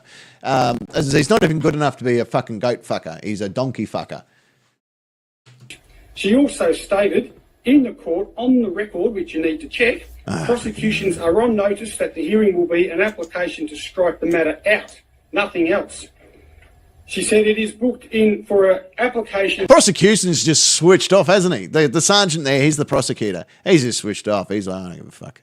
To strike the matter out. I don't She care. specifically told that to... Mate, I've had a hard enough life being a ginger. I don't care about your shit. Prosecutor Stuart Pritchard. There has been a shocking delay in justice in the past year waiting for my hearing. I've been... Do you reckon that officer sticks his head out the window of his car when he's doing his hair in the morning? Have a look at that. That's a wind-blown haircut. I like it. I like it a lot. You've got a perfect fucking wave at the top of your head. That is brilliant work. For a ginger, that's pretty fucking clever. Back to court to try and get it heard sooner, which is a perversion of the course of justice. Oh, it's a perversion. I'm not ready to make any more concessions for people. I've been to court 15 times. Yeah, and? So all this is of your own doing. Why would anyone need to go through so many judges? Because he's a fucking Is it idiot, because mate. each judge won't entertain any of your outlandish claims by any chance? That's 100% correct, Van Bolen. That is 110% correct. And look, the writing was on the wall back when was this? 2018. The writing was on the wall then that this guy cares nothing about laws and enforcement. I can definitely understand why you've been to court so many times. It sounds like they're running out of judges. You would have been the 5th magistrate, but as it's gone around in circle, the 4th magistrate to sit on this case. This travesty of justice and unlawfulness. Travesty! It's a travesty of justice, is it? Has continued for 2.5 years. Even during the deaths, my family deaths I had 2 weeks after my sister-in-law dropped dead in front of the 4 kids, you and Evans and Elliot... Well, first and foremost, you murdered 2 police officers and injured a 3rd in front of your kids. So let's not go fucking saying who's better than who, mate. Right? Who cares if your sister dropped dead in front of your fucking 4 kids? You murdered 2 people and attempted to murder a 3rd. In the front of your kids. In front of your kids at the fuckwit farm. Right? We all know it. We've all seen it. There's no alleging involved here because I am not fucking part of... I'm not a lawyer. I don't need to use that shit. Right? I don't want to poison the jury pool. And I know that's one thing why people use the word alleged. But mate, let's not go hit splitting hairs here. You fucking 110% murdered 2 people today. So I don't care if your sister fell. Your sister could have fallen dead on Santa Claus's lap, and I would have gone, oh, well, she probably fucking deserved it. Parties, French and Quinn and their lawyers all got in here and colluded all day long and harassed me for a full day in August. Then you adjourned it to November, and I was hounded and hammered again in the most sadistic way for a full day.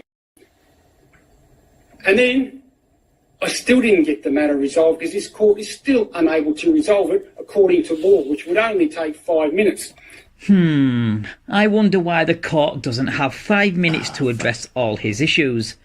Could it be, and I'm going out on a limb here, that he continues to bring up matters that aren't related to the subject of the hearing? Now, the crimes that were committed by Loretta Quinn and Magistrate Cottrell took 17 minutes on the court record. It has now taken me 17 months to try and get the law simply upheld and get this matter reversed.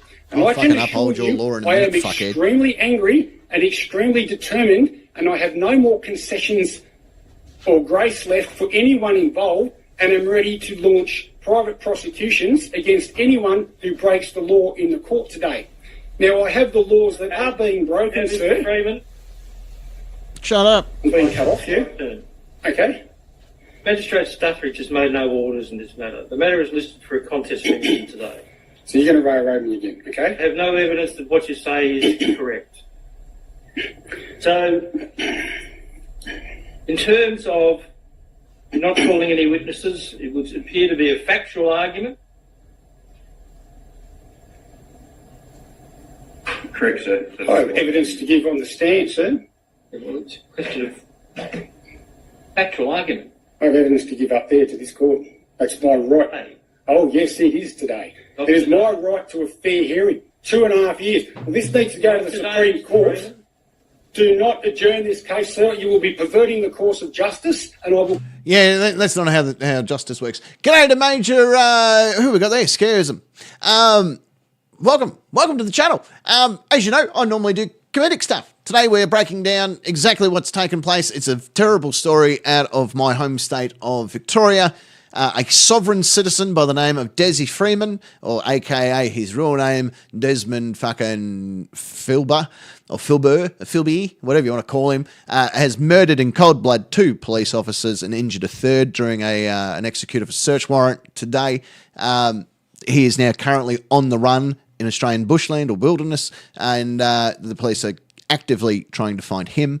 At the moment, there's also concerns for his wife and his 2 children because we can't find them either. My motorcycle Michael and NCR are both here as well. Welcome. Thank you, Century, for emailing from Boland as well. I really do appreciate that. I really do appreciate it. By the way, this is about road closures near Mount Buffalo. Yeah, that's right. That's exactly what this was, wasn't it?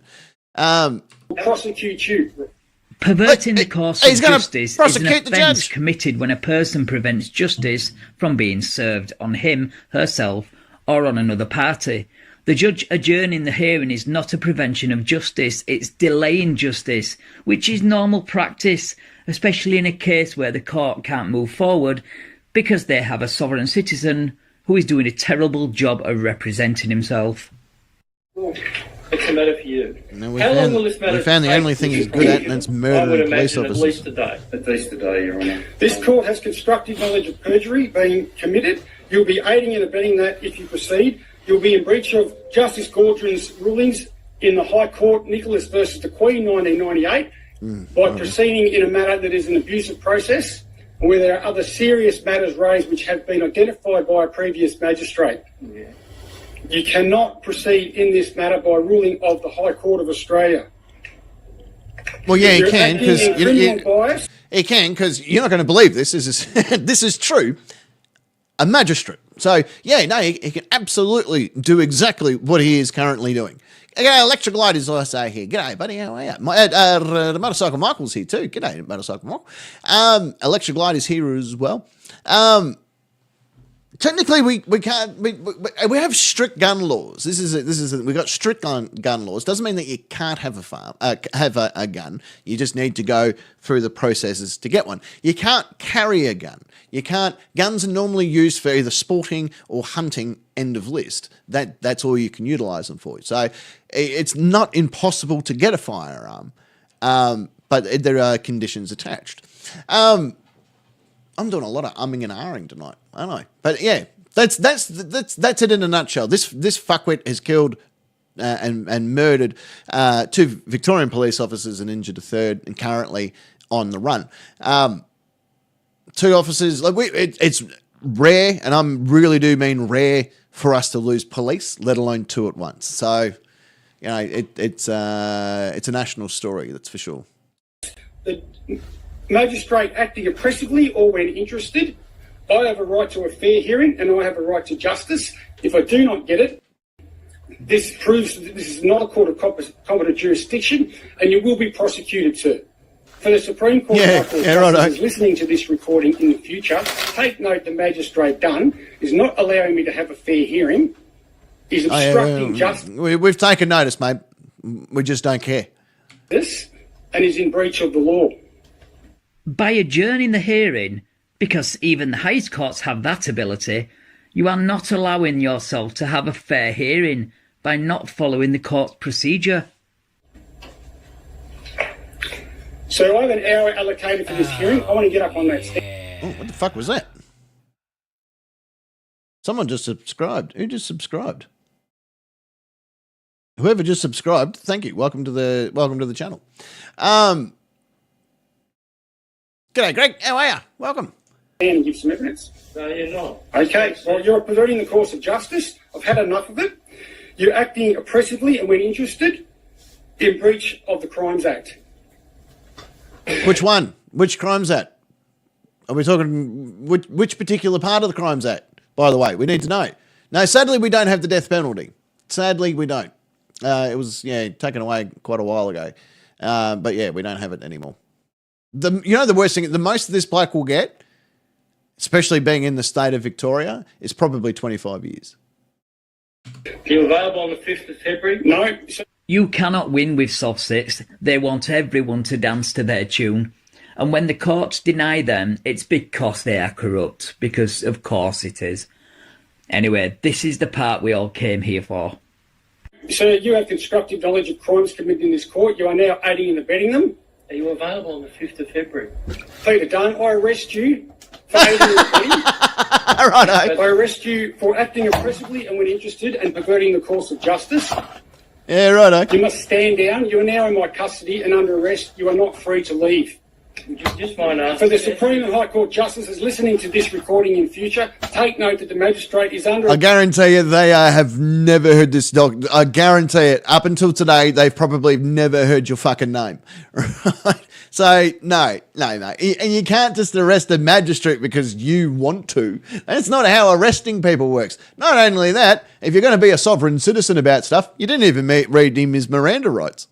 Arrest for serious crimes committed against me. Serious crimes? Outlined in numerous hearings and this one. I have no choice but to make this arrest under Section 458 of the Crimes Act, which is my lawful right to do. Hang on, let's have a look. What does he reckon? 458. I guarantee it's not 458.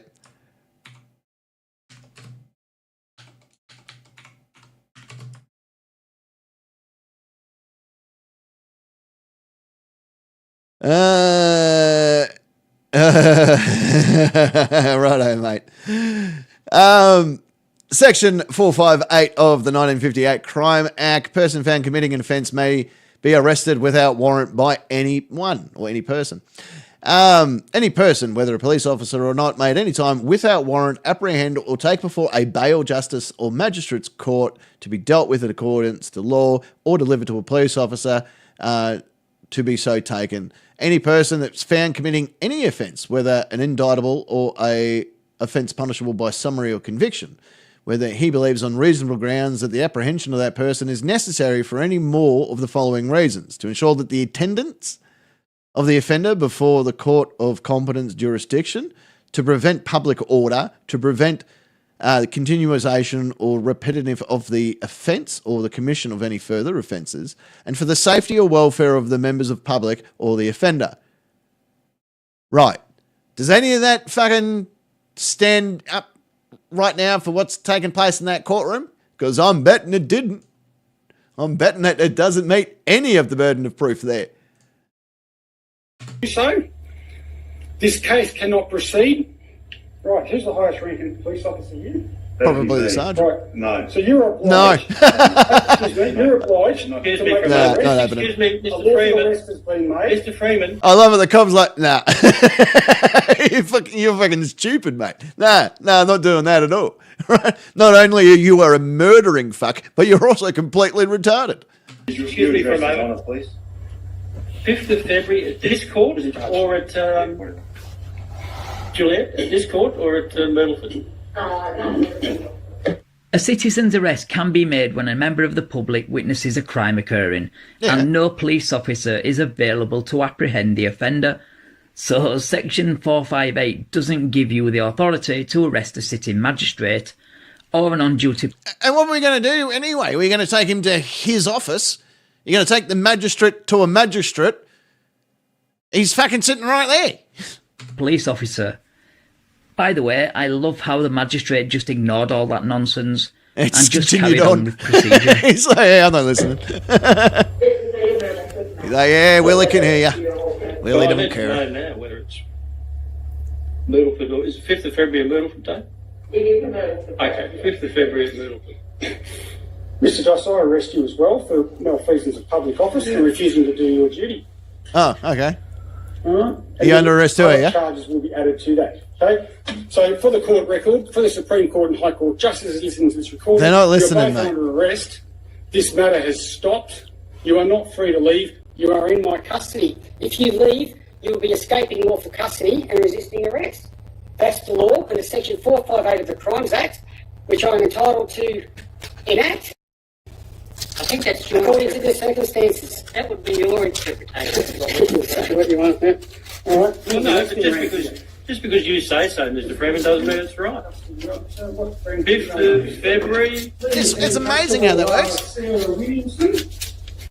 It's now your role to arrest No. Mr. Dosser and Mr. Time to go, Mr. Freeman. The matters. Yeah, let's see them all arrest them. Yeah. If you were so 100% correct in what you were stating, I can't wait to see the officer. I can't wait to see the junior Connie, or she was a senior Connie, arrest the sergeant and the magistrate. This is going to be great. Can't wait. Can't wait to see if they're going to stay. Once if the magistrate turned around and said, well, I don't recognise the authority of the police. Once if we don't recognise your authority, Mr. Murderer. Hey, once if we don't fucking, consent to your bullshit. What happens then? Oh, that's right. You just murder cunts. Okay. I'll collect my papers. Thank you very much. Good job. Bless him, he's trying so hard to sound like a cop. I think if he said these exact words in any other setting, he could be looking at charges for impersonating a police officer. 100%.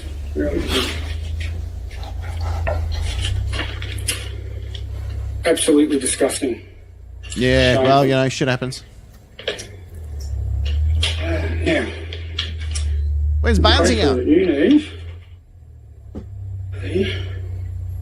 the document. Oh, he's going to go. I must leave here, according to law. Well, if you leave it at the front counter, that'll be just... Okay.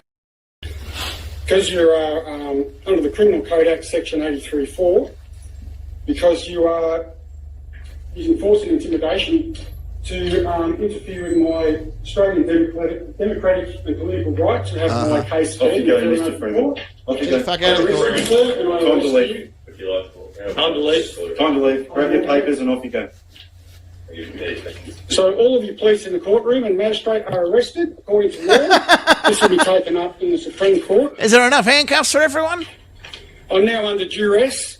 I fear for my safety, given that there are... Fuck your safety. Fuck your safety 100%. And all your bits and pieces. 4 armed criminals. I can't wait. I can't wait for him to go, we went to apprehend him, but somehow he fell off a cliff and fucking died full of bullets. We don't know how it happened. I can't wait for that fucking press conference. In an intimidating manner. I'm under duress. Well, then leave. Yeah, the hearing is over walk because out. you don't know how to conduct yourself properly. You can't claim duress and intimidation when you are the one causing this scene by not leaving when you are asked to. Off you go. Well, Mr. And get to thank you for stepping. your time. Get to stepping. Receiving your charge sheet summons. Oh, look at the officer just pushed his paper away like, fuck your paper. And that's it. Fuck your Another paper. failed attempt by a sovereign citizen to arrest a judge or magistrate and 6 police officers. I really don't get what he expected to gain from this. Like, the officers would call on their colleagues to come and arrest them on his word. It's totally delusional. But his supporters are lapping it up, calling him brave for standing up against the man, when it's nothing of the sort. Well said, Mr. Vimbolen. Thank you so much for watching. I really do appreciate it. And we appreciate you. Thank you to all my patrons for your continued support. If you would like to support this channel and get early access to videos like this, then the link to my Patreon is in the description. Take care, and I will catch you in the next one. There you go. Make sure you do that, ladies and gentlemen. Go and check out Vimbolen here on YouTube. Absolutely phenomenal man, full of great knowledge. I want to bring up this, not that one. We've read that one. I want to bring up this book. Look at this idiot. Oh, look at this fucking, can you see this Anthony dude right here? The corporation, the corporate police and corporate courts of Australia are using the term sovereign citizens to push their agenda. No live or live man or woman, I suppose he was going with live there. No live man or woman can be a sovereign citizen. It's an oxymoron. The courts know that. Oh, the courts know it and will use it effectively against Australians as they wish. Bum, bum, bum. Go fuck yourself. There's so many people that support this bullshit. I knew that we had them here in Australia. I knew that there was a few of them, but I didn't think we were going to get it on this level. You know what I mean? Like, this stuff doesn't happen often, does it?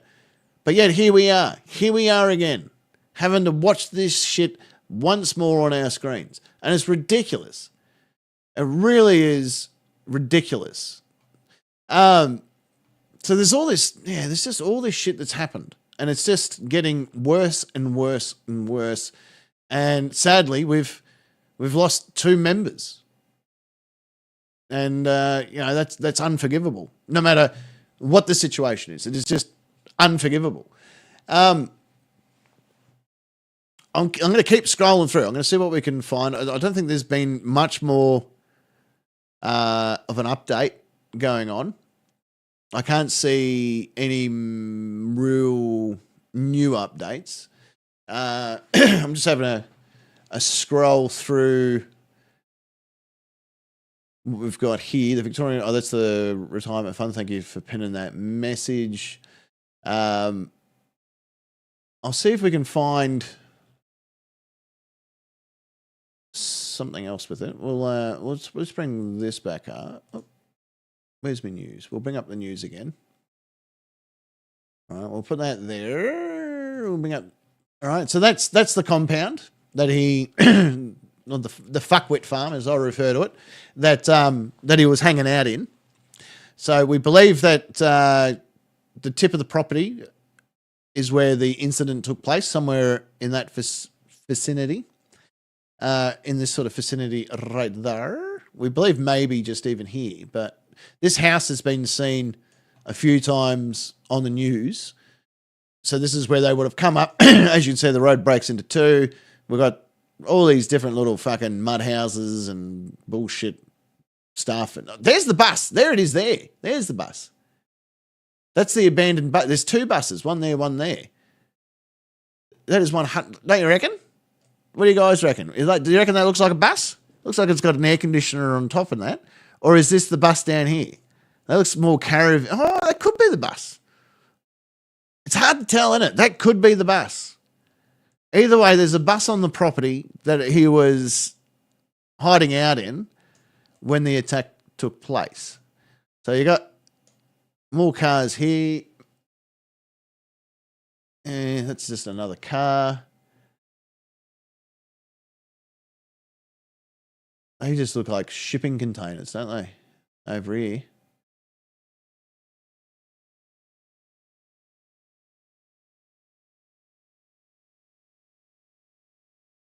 That would be a barn.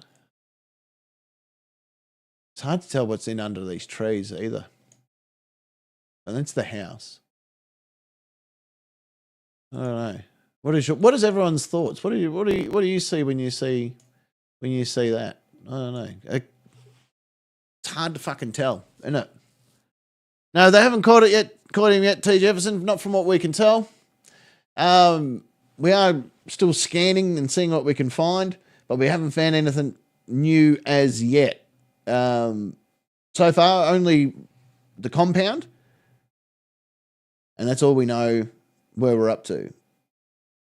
168 times they shot him. Fucking hell. That was according to NCR about something that took place in Florida. Yeah, I'm just scanning through to see if I can find any new intel on this. But so far, not much has been shared. Well, not much has been released.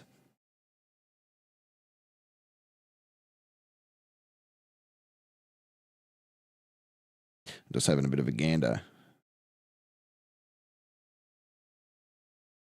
When did that one come through?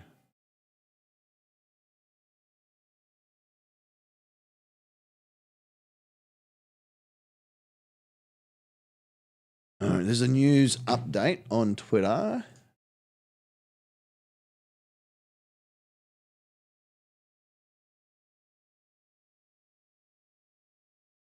Let's have a look at what Mr. Peter Mitchell has to say for himself. I like Peter Mitchell. He's a good little reporter.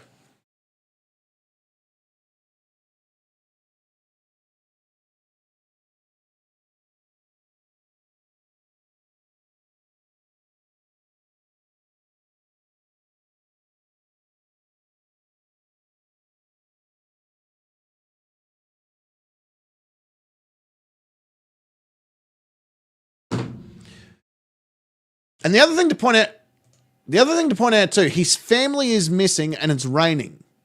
So I don't know what's going on there. G'day, Nathan. How are you? I'm going to do a full update in just a minute of what's going on.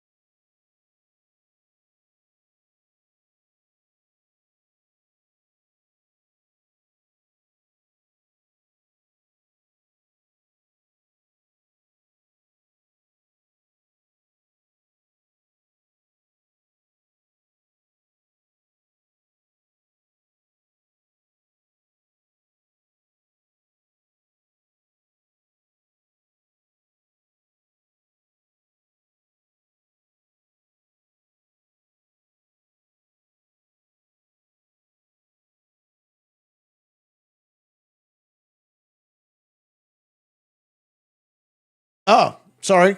I didn't realize that you guys couldn't hear it. We'll play it again for you. Hang on a sec. Let me fix that problem for you. I do apologize. Let me know if you can hear it now.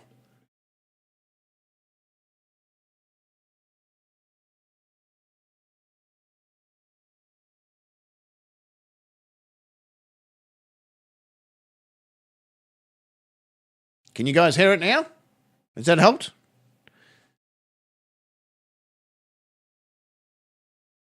I've paused it at the moment, but did you guys hear it?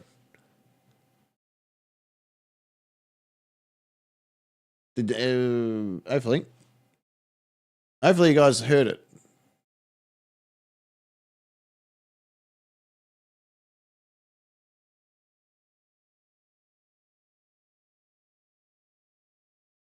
Nope, still didn't hear it. Okay.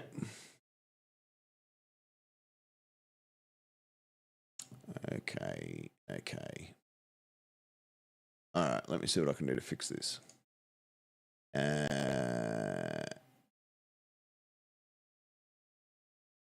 Hang on a sec, Paul Punker. Hang on a second. Hang on a second. Let's see if this brings it up.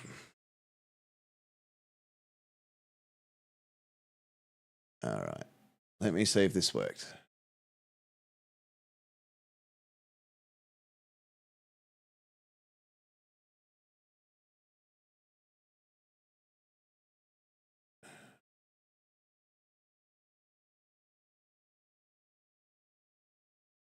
Come on. Hang on a sec, guys. Hang on a second.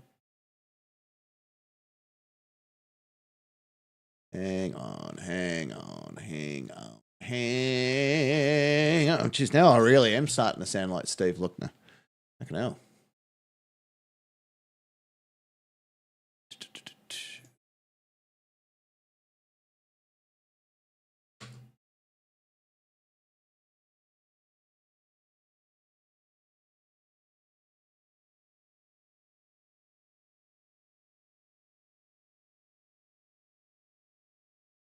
All right, let me bring that up. Okay, here we go. We should be able to hear him now. Let me know if you hear him. Good evening. The alleged gunman accused of murdering 2 police officers near Bright has been identified as Desi Freeman, a so-called sovereign citizen who has a long history of run-ins with police. Is that better? Can we all see it now? Can we all see it and hear it? Hopefully that's a yes.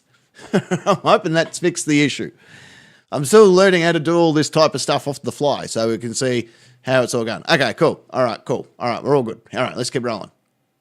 Cassie Zervos joins us now from Port Punker. And Cassie, he remains on the run tonight. Apparently. Well, Mitch, the manhunt to find Desi Freeman is now in its 11th hour. This man is armed and he is dangerous, so much so Victoria Police has sent out a text message. Good evening. The alleged gunman accused of murdering 2 police officers near Bright has been identified as Desi Freeman, a so-called sovereign citizen who has a long history of run-ins with police. Cassie Zervos joins us now from Port Punker. And Cassie, he remains on the run tonight. Well, Mitch, the manhunt to find Desi Freeman is now in its 11th hour. This man is armed and he is dangerous, so much so Victoria Police has sent out a text message warning every single person in town and surrounding suburbs to stay inside because there is an active shooter still at large. Myself and my cameraman also received that text message, but I just wanted to confirm that we are safe. We are at the roadblock where there are dozens of police officers here and they are taking extra security measures. They are stopping cars coming and going, making sure Desi Freeman hasn't taken anyone else hostage. Now, we heard from the Premier a short time ago. She briefed the media. Take a listen. Policing comes with danger, and every day our police officers meet that danger with enormous courage and dedication. And this tragedy is a painful reminder of that bravery. And my thoughts are with the community of Port Punker, that beautiful part of northeastern Victoria, who are carrying the weight of this horrific day. Police will be working long into the evening to make sure they find Desi Freeman and bring him into custody before anyone else is hurt. We will, of course, bring those updates as soon as they come to hand, Mitch. Cassie Zervos from a very wet Port Punker, thank you very much indeed. And we'll have more on the story and the rest of the day's news throughout the evening. Thanks, Peter Mitchell. You're a good man. Good on you, Mitch. You little legend. Right, so that's direct from the newsroom. That's where we're sort of up to at this stage. I'm just having a bit of a gander across the news just to see if I can see anything new. Just having read some of the stories that have come in on some of the other sites. There you go. This is going to be a lot better for you. This is confirmed by Victoria Police. The officers come under fire whilst serving a warrant for alleged historic child sex abuse at the property. Child sex abuse at the property. Now, again, I can't say that these people are fucking kid touchers. I can't say that. But it appears the police can. If there is a warrant on the property due to historic child sex abuse cases, then that is telling us everything we need to know, doesn't it? The officers came under fire while serving a warrant for alleged historical child sex abuse at the property. Obviously, Desi Freeman, a 56-year-old sovereign citizen conspiracy theorist, have spouted hate for police and authorities. He still remains on the run. That's as far as we know. The shooting was over in minutes, apparently, according to the police commissioner. They were met by the offender. They were murdered in cold blood. He fled on foot into the bush. Police are trying to find his wife and 2 children as well. They're still trying to locate the partner and the 2 children, but he was not seen to head into the bush with someone. So, therefore, at this stage, they can say that at that time, he wasn't with anyone. But again, fluid situation. Who knows what's happening? I can't see anything new that had come out over here. Only that type of information. It's now 20 past 9, or almost 20 past 9 my time at night. I can't see anything on the radars of police aerial vehicles being used. Not saying that they're not, but there's just nothing currently on radar, which normally indicates that they've either slowed down the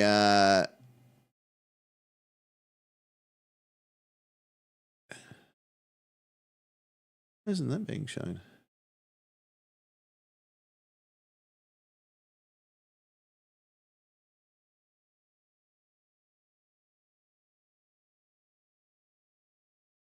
Why isn't that being shown? That should be shown.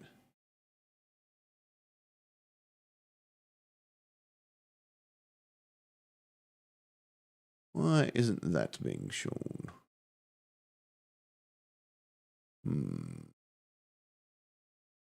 Give me a second. There we go. That should be back there. Okay, there we go. So yeah, that's where we're up to. As James West, g'day James, how are you? And Tim's here too. How are you? Yeah, Australia. It's one of those monkey see, monkey do situations, isn't it? You know, this is an issue that's not going to go away. It's not, unless we start really putting our foot down around the world. This is not just an Australian problem. This is not just an American problem. This is not just a United Kingdom problem. This is a worldwide problem that needs to be eliminated. Not eliminated to the extent of, let's just shoot every one of them, but eliminated to, there needs to be laws passed that if you're going to, they need to be in the same category as a domestic terrorist. That's the way I look at it, and I'm not the only one that thinks this. I just think that there needs to be more information available to law enforcement and more powers given to law enforcement to deal with these fuckwits. And I'm not talking about your run-of-the-mill, I'm going to film police because, I hate authority. Like, those ones don't normally end up shooting people. I definitely think that the ones that take it to this extreme, where they looks like they live on a fucking compound together, that's starting to become a little bit more of an issue with things, isn't it? So this is the compound at the end of the road. As you can see, it's all fucking la-di-da. I don't know what these things are. It looks like 2 solar panels, doesn't it? Like they're trying to live off the grid. It looks like a water tank, but I don't know. I don't know. Whatever it is, it looks like it was sloppily fucking laid. Look at that concrete work. That's shit house. I'm curious to know what that is. I'm not sure if it's a car or if it's something a bit more. There's just a lot going on in that fucking compound.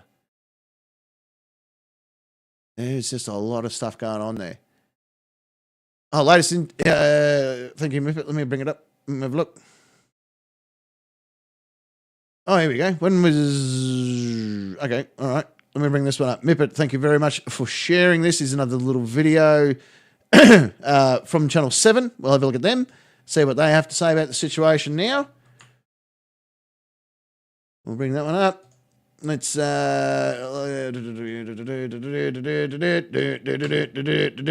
When was this one done? This one was...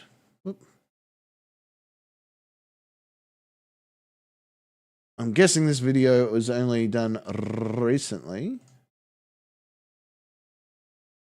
When was this uploaded? This one was uploaded 2 hours ago.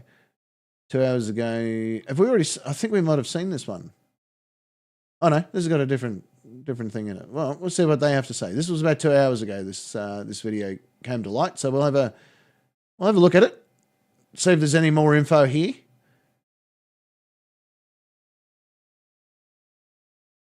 Is seriously wounded after they were ambushed and shot execution style during a house call at a property near... That tells you everything you need to know in that first sentence. Execution style. I believe this actually came off Channel 7's news broadcast earlier this evening, if I remember correctly. We saw Channel 9's. We'll have a look at the Channel 7's news coverage of it. Right in the state's northeast. The accused gunman is on the run tonight, possibly with his wife and children as hostages. Police... Which we can confirm at this stage isn't factual or isn't well known. Sworn he's armed and dangerous. As we go to air, our police force is reeling on one of its darkest days while also hunting a cold-blooded killer. Chief Crime Reporter Cassie Zervos leads tonight's coverage. Rushing towards danger on one of the force's darkest days. I can confirm tragically that 2 of our fine Victoria police officers today lost their lives in the line of duty. You can buy that. You can see that blue ribbon on his lapel there. That's the Blue Ribbon Appeal. That's another charity that looks after police and police families. It's a great charity. The Blue Ribbon Appeal, I believe, is the name of the charity. Let me see if I can. We'll look at that in a minute. Victoria police officers today lost their lives in the line of duty. Around 10 a.m, a group of 10 police came with warrants for sex and firearms offences to a property in Porapunka, 3 hours northeast of Melbourne, near the tourist town of... So that's exactly where we've been looking on the map, by the way. That's exactly where we've been looking on the map. Same property. You will see there. You see, if we overlay it, you can, no, we'll go, well, where's my little map here? We'll just go back a bit. There's the trees. There's the house. All right, so there's that red house that we're talking about. We can overlay that video again. There it is. So you can see it. It's the same place. We can even scroll out a little bit more and get the exact fucking dimensions that they have if you want. There we go.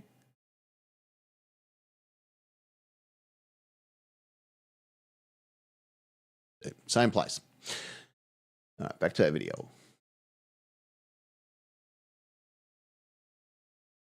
Right. But the resident was ready, waiting in ambush, possibly in a disused minibus.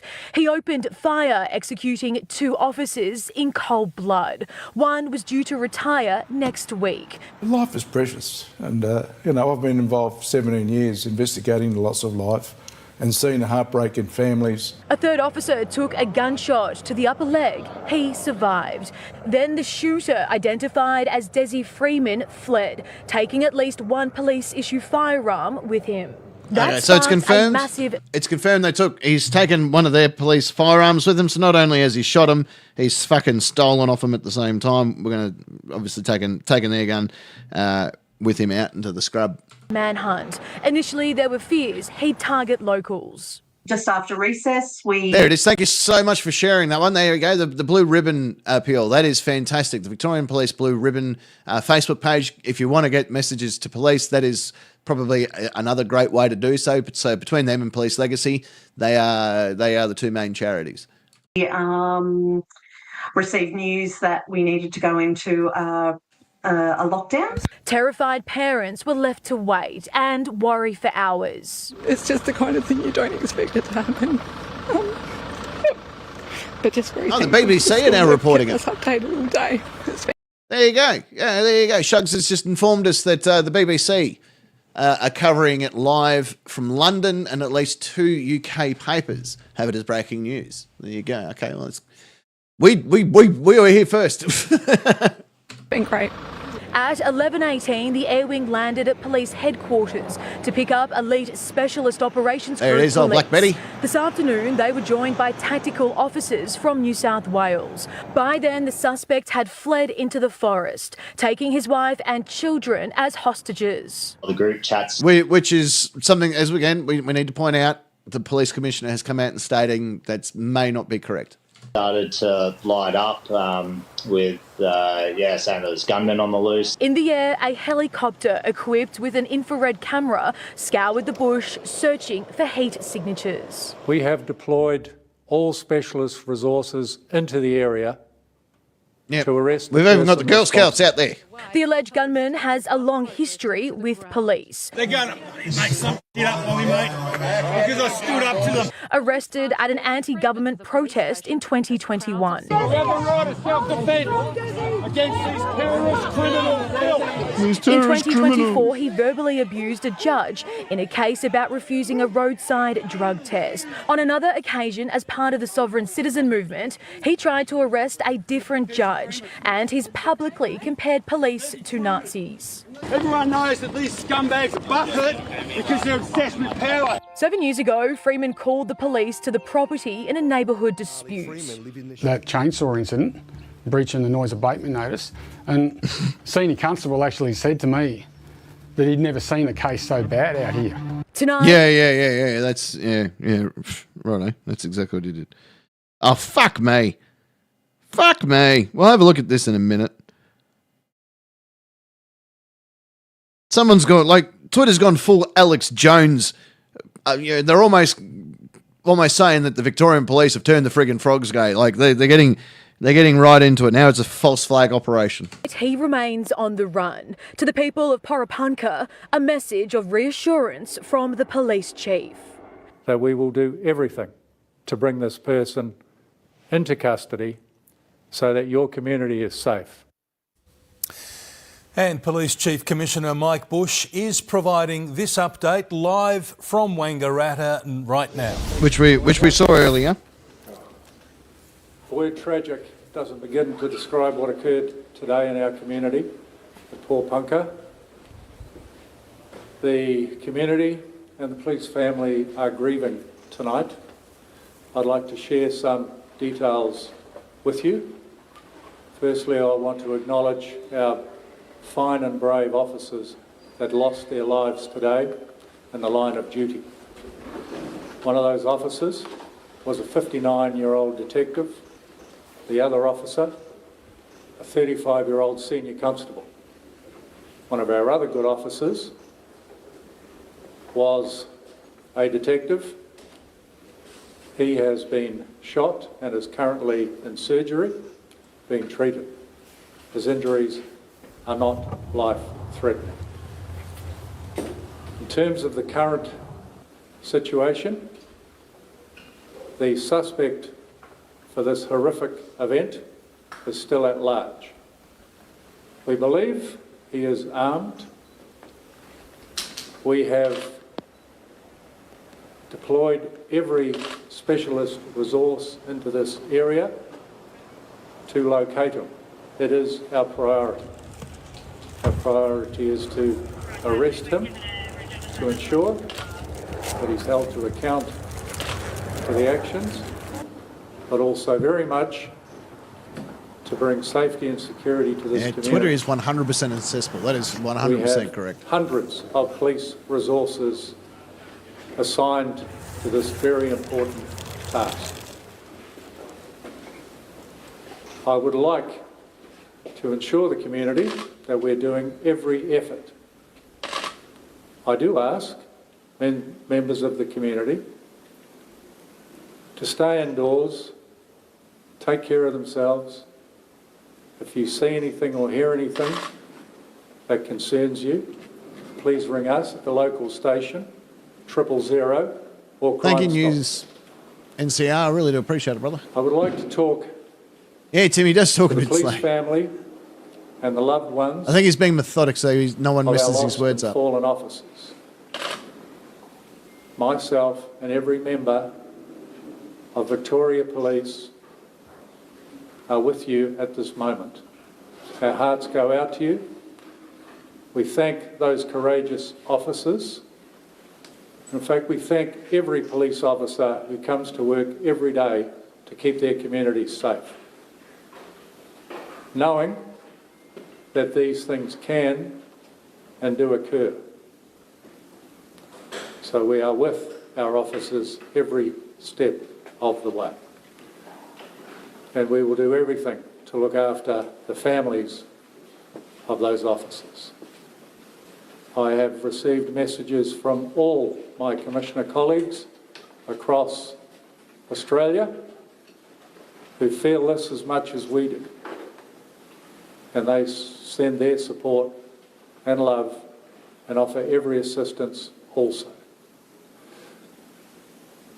I will remain here to answer some questions, but I would now like to hand over to Mr. Wayne Gatt, who is the head of the Police Association. Thank you, Wayne. Thank you, Chief Commissioner. I'd like to thank the Chief Commissioner for his leadership and his support. Our immediate thoughts are obviously with the loved ones and the families of our fallen officers who were murdered today. Police stations have fallen silent in Victoria. When we were first notified,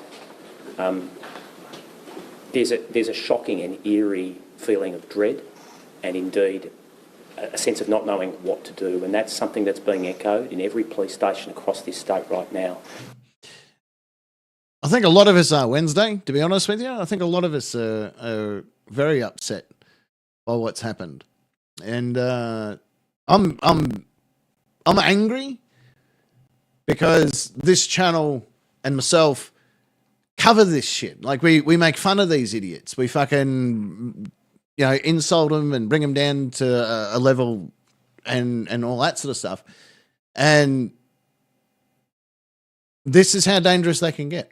This is the thing. This is how fucking dangerous they can get. So when does the fun and games stop and this shit gets taken seriously? That's a question that I want an answer to, and I don't think I'm going to ever get it. That's not going to stop me from doing what I do, by the way. Nothing's going to stop me from using comedic timing and my insults and all the stuff that I enjoy doing and you enjoy watching, because they've taken it to this level. With anything, it motivates me to do it more. It motivates me to take it to the era of aggression that I wanted to get it to in the first place. I've been holding back a little bit, so maybe no more holding back. Maybe now, on top of the insults, I really start fucking laying the boots in as hard as I can. And I feel like that's all I've got. That's all I've got in my bag. That's all I can do. I can't go out and stop them. I can't go out and fight alongside the men and women in blue. I can't do that. But what I can do is create an environment where those men and women and all of you wonderful people out there can watch the videos and fucking laugh at them for what they really are. Indeed, as we're having this press conference here today, thousands of police at home, in police stations, in mess rooms, in muster rooms will be watching this. And I want to say to those people, there are members of the police force, family here, members of the Police Association standing with your colleagues, supporting those colleagues. It's important for you to understand if you're out in the field, and I do want to acknowledge that we still have hundreds of our members putting themselves in danger right as we speak in an attempt to conclude this situation. Our members today paid the ultimate price for protecting the community. It's the price that is often in the back of our minds, something we try to keep there as much as we can.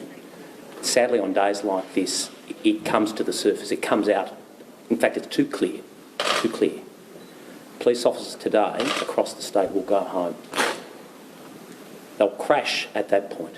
At the moment, they're busy doing their job, trying to keep things going and trying to resolve this situation. But when they're in the quiet and silence of their homes, they will crash. They will have to deal with the loss of their colleagues, and they'll hug their loved ones a little tighter, something, sadly, 2 of our members tonight will have missed the opportunity to do forever. Thank you. Thank you, Wayne. Nicely said. I'm happy to take questions, but you will, of course, understand this is an... And we'll leave that media conference there. Cassie Zervos is at the scene in Pawnpunka this evening. And this girl has been on fire all afternoon and into the night. I guarantee this girl will not go to sleep tonight. She has been doing a great job.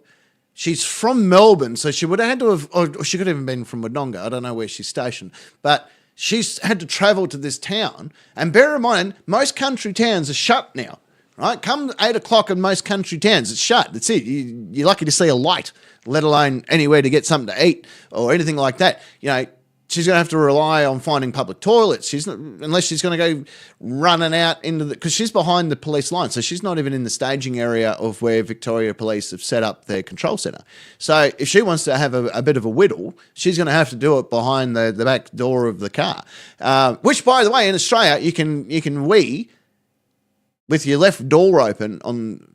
That's still legal. You can't get done for it. That's a true law that's still in place. So if you ever need to have a little bit of a wee and you're in Australia, stand on the left-hand side of the car, open the door, and you're allowed to pee in that area, right? And that's probably what this poor young lady's had to do. So give her spare... I don't know why I've turned to how she urinates, but what I'm trying to say is that she's doing it rough. She's out in the fucking rain.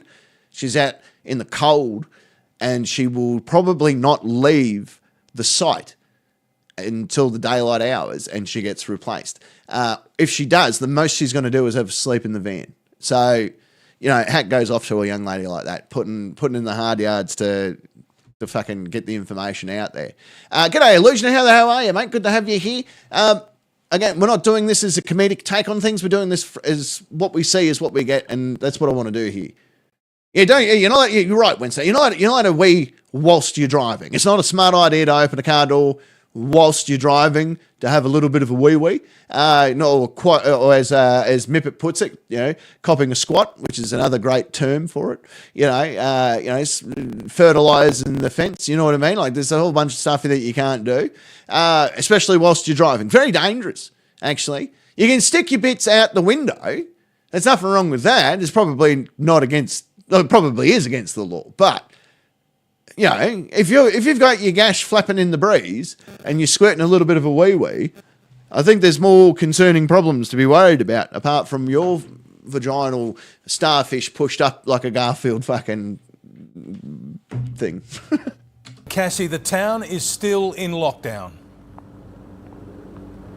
Well, Mitch, it has been 7.5 hours since Desi Freeman opened fire, but as we heard from the Chief Commissioner, the manhunt is still on tonight as we go to air. This man is armed and he is dangerous, so much so Victoria Police has sent out a text message to every single person in town and surrounding suburbs, warning us that there is an active shooter on the run. Myself and my cameraman also received that text message, yeah, but I right. do want to confirm... Illusion, you're right.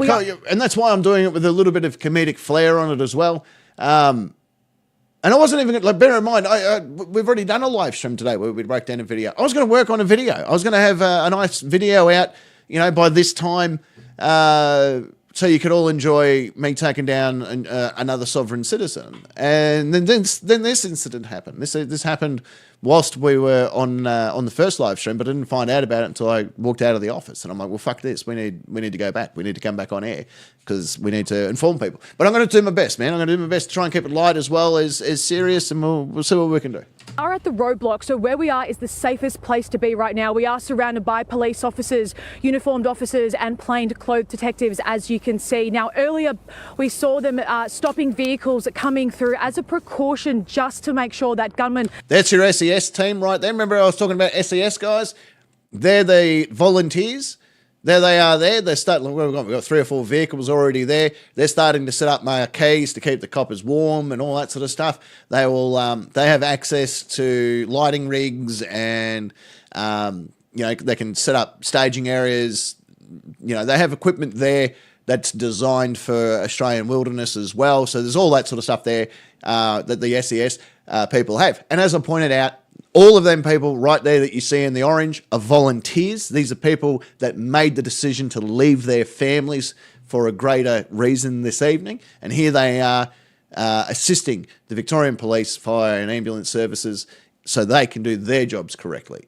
These poor SES people will be used part of line hunts and all that sort of stuff that they're designed and trained to do search and rescue. So they are trained searchers for the Australian bushlands and wilderness. So there will be times that they will be called upon, especially when the crime scene gets more and more larger in area. So right now, the main crime scene, obviously, is where those 2 unfortunate police officers lost their lives. And as we know, as of 30 minutes ago, they were still on the property, which means that they would had to have had the SES team come in and set up tents around them to preserve the crime scene. So these SES people would have been out there doing that as well. Not SAS, not to be confused with the Special Air Service.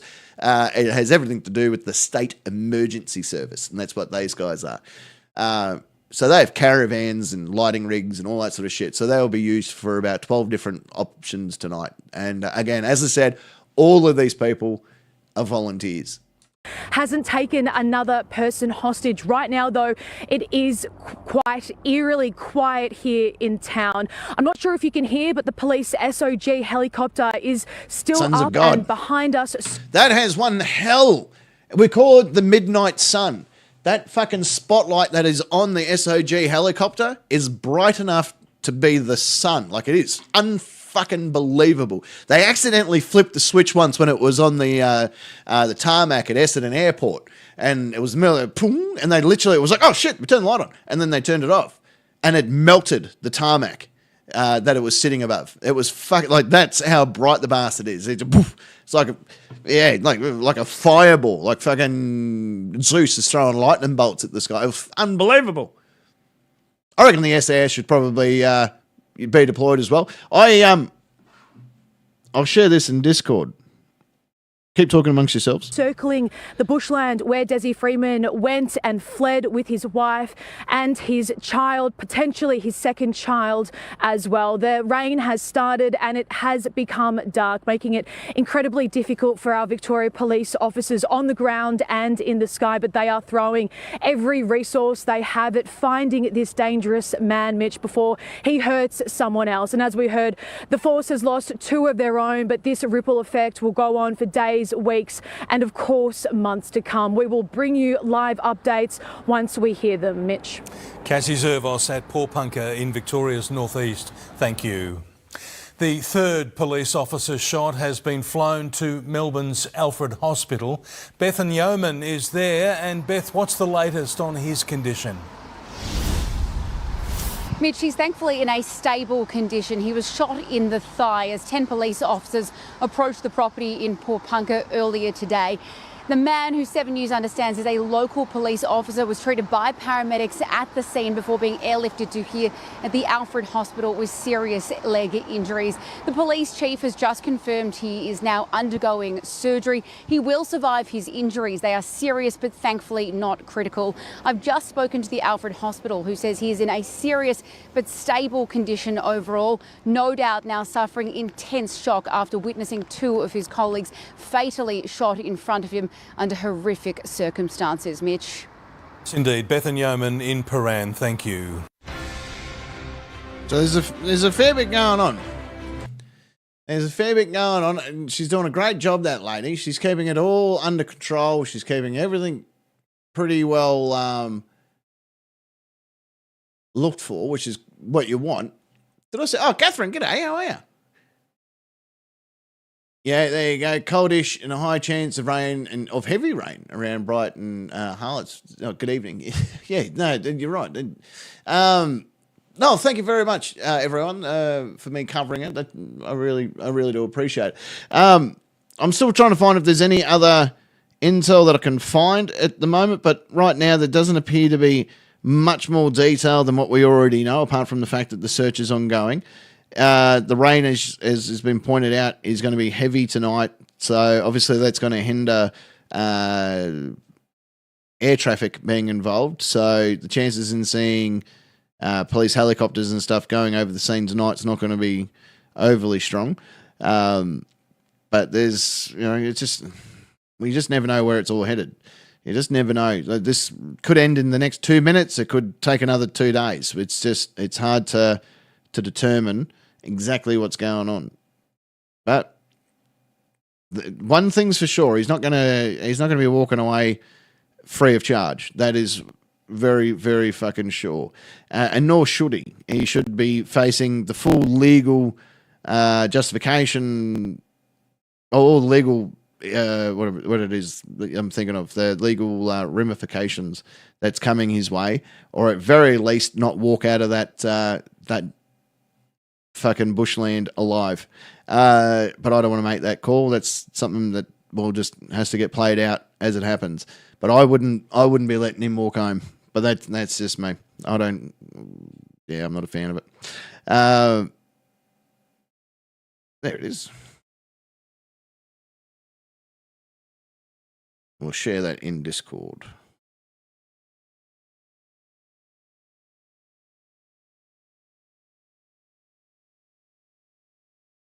There we go. So that's what we know.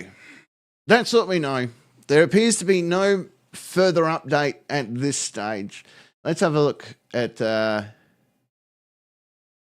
let's see what we can get out of...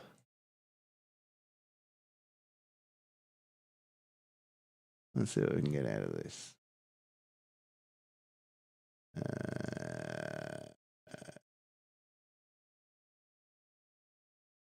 All right. Let's see if there's a sovereign citizen murder. Apologies for the typo. What's this? Oh, it's carrying on about further details about the sovereign citizen. Sovereign citizens are opposite to nationalists. One side of his sovereign citizen, the other side of his sovereign citizen. Yeah, okay. First one is an oxymoron. The other one makes sense. No, neither of them. Oh, there we go. Wokeism is actual terrorists. Fucking hell. So wokeism to blame. Fair enough. Yeah, a lot of fucking allegedly's going on there. Now it's sex crimes. Channel 7 it's all the same, isn't it? It's fucking crazy. It really is. Watch the news. His picture and himself shown on the video in full, not a migrant or a lefty. He's a good for isn't well, whatever it is, he's a fucking idiot. All right, that's one thing that we all can agree on. So I don't know obviously we know what's next. What's next is the coppers are going to swamp this area like no tomorrow. It's believed that the bushland he's in is just behind the red house, off from the side of the compound. If you can see my cursor, they think that he's done the runner up into this area, or he's nicked down the back road here. But as you can see, it's quite thick. It's quite dense scrubland as well. Like, it's extremely thick bushland that he's gone into. If we have a look at the terrain and have a look at the contour of the hill. So there's the road. That's the back end of the road that we were just talking about. That's where the compound is. So he looks like he's either legged it up the hill. And again, these hills aren't very big, right? It's 500 metres, and at the very peak is only 700 metres, which is up here. So these black lines are known as contour lines. That helps you determine the height and steepness of a hill. The closer the lines get, the sharper the incline of the hill. So as you can see, it's not that sharp of an incline. It's relatively all right. It's just, it goes very, very quickly. Like, it jumps in from 400 to 500 relatively quick in only a moment of a small amount of contour lines to get there. But as you can see, the smaller the circles get and the closer they get to each other for the contour line. And that's how you sort of read the map. So we're looking at 400 metres elevation. 300 metres is where he starts off anyway, by the looks of it, judging by the track. He's already on the 400 metre marker, well, between 350 and 400. So he's already roughly 350 metres in elevation from sea level.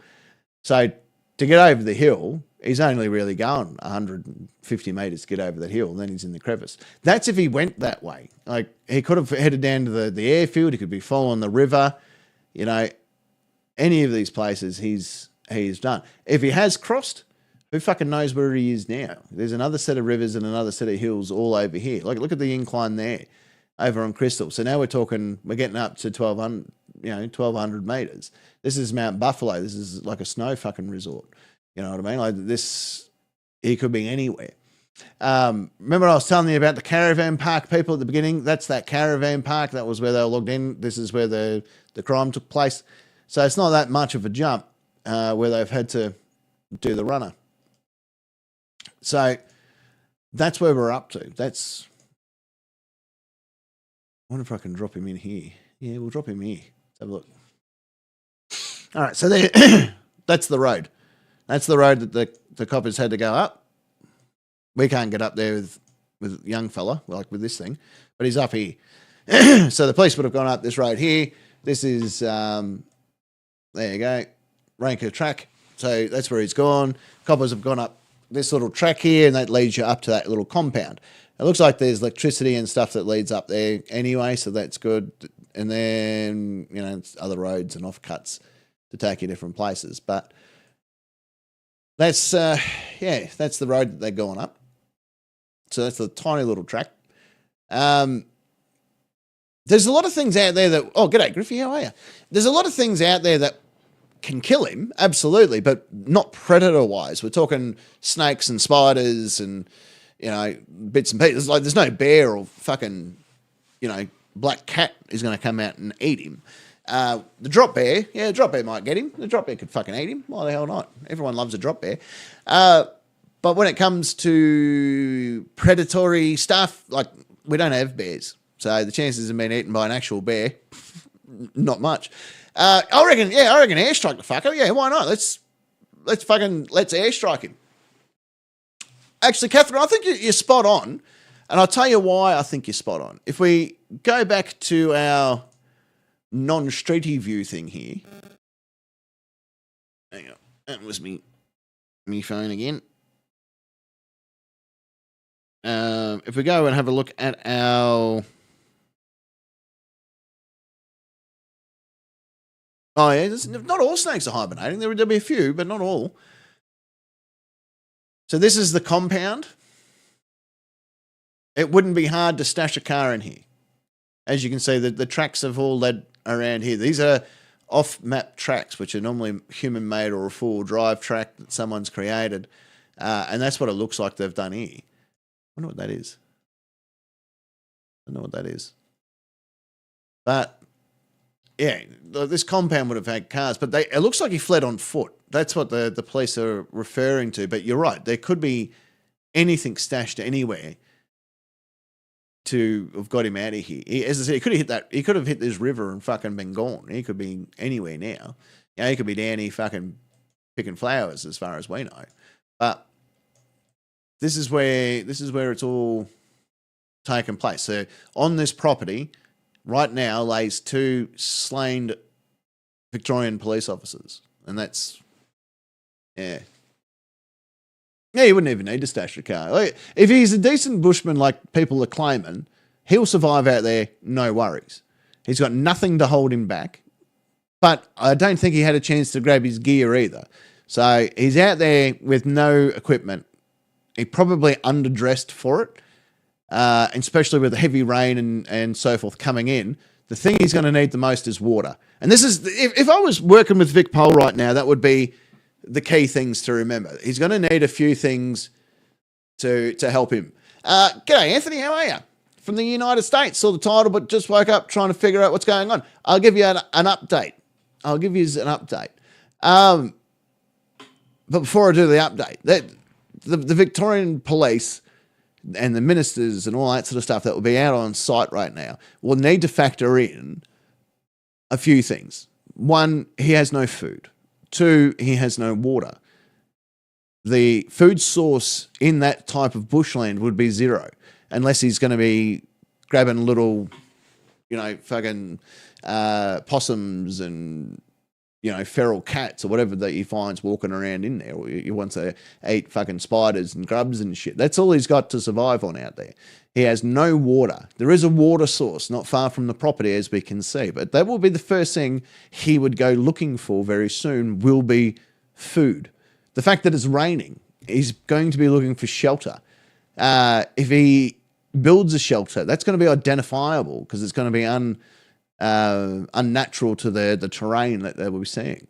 So there's a whole bunch of different things there that's going to be factored into the police's response in this, because they can, they're going to scan the area. They're going to fly their fucking infrareds around. They're going to do everything they can. They're going to look at different satellite photos. They're going to see what they can when it comes to this area.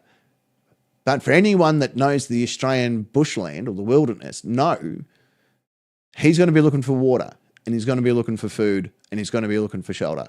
Without those three things, he doesn't walk out of this forest. All right, he's not coming out on his own. So the clock's ticking.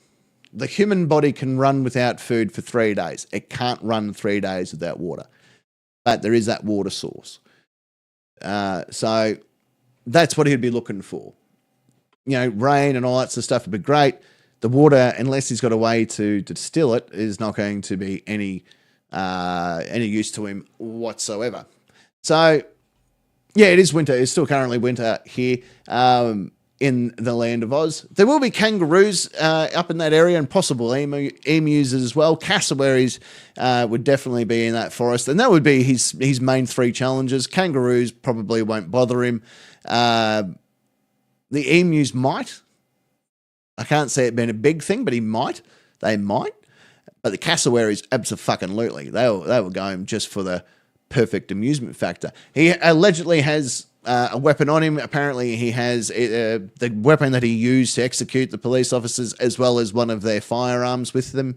So as far as we know, he's got 2 firearms at this stage. Whether or not there's other shit that he took, we don't know. We just don't know what else has happened. So the full story so far, as we know it, as it stands, is according almost 10 o'clock p.m.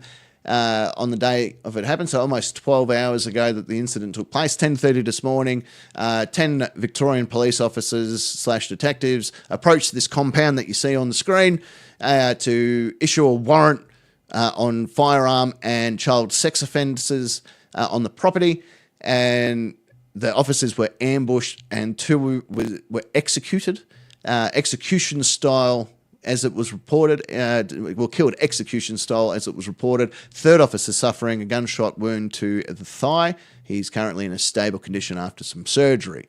The offender, sovereign citizen / sex offender / fucking pelican, Desmond Freeman, who is notoriously known for his sovereign citizen bullshit, fled the area into the bushland. There were fears that he took his wife and children as hostages. However, that allegedly is not the case, but the wife and 2 children are missing. So they have gone underground or possibly ran in a different direction to catch up with him in the wilderness. But we don't know that. There's no strong evidence to point to the fact that they are with him at this stage. He is currently in the bush, into that bushland that you see on the screen there behind the red house, off to the whatever side of that screen that is for you guys, and that's where he's jotted off to. Actually, no, it's that side. So the 2 officers sadly have succumbed. Well, 2 of them succumbed to injuries on the spot. Were instantly executed in an ambush by the offender, and he has fled into the bush. So massive police operation, still very much an unfolding situation as we cover it. So we don't know. We don't know what's next. I do know the fact that it's 10 o'clock at night. Visibility will be getting low, especially when you're getting up into the the higher altitudes. I haven't seen anything on flight radar for a little while. I'll just have another look while I'm here. But there was been nothing on flight radar for a bit in that area. Just the regular flight traffic. There's no alleged... I can't see anything about helicopters in the area either. There is a helicopter. That's the Ambulance Victoria helicopter, but he was coming back from somewhere else. So I can't see anything else on the radar when it comes to flights and stuff in that area. But again, anything can change. I wouldn't expect that they... I'm not expecting... Oh, there we go. Wednesday just posted... Oh, the Vic Polar are down there too. If you're in Discord, if you have a look at Wednesday's post in our photos, there's a water tower in a place called Mount Martha, and they have lit it up blue, and it looks like the Victorian Police are down there as well to show some love and support towards their fallen brothers. That's about where we're up to. I'm not sure what else I can really cover because anything can happen between now and then, you know what I mean? Like, there's a possibility they can catch him tonight, but I can't see that being feasible. It's going to be very difficult to get officers in that area if they do locate him, unless they repel him in from chopper. Yeah, I know. Yeah, the police can hide their thing on flight radar. They did that earlier too. So, and I know that because they flew over me fucking house. So that's where we're at. That's where we're at as of 10 p.m. On the 26th of August.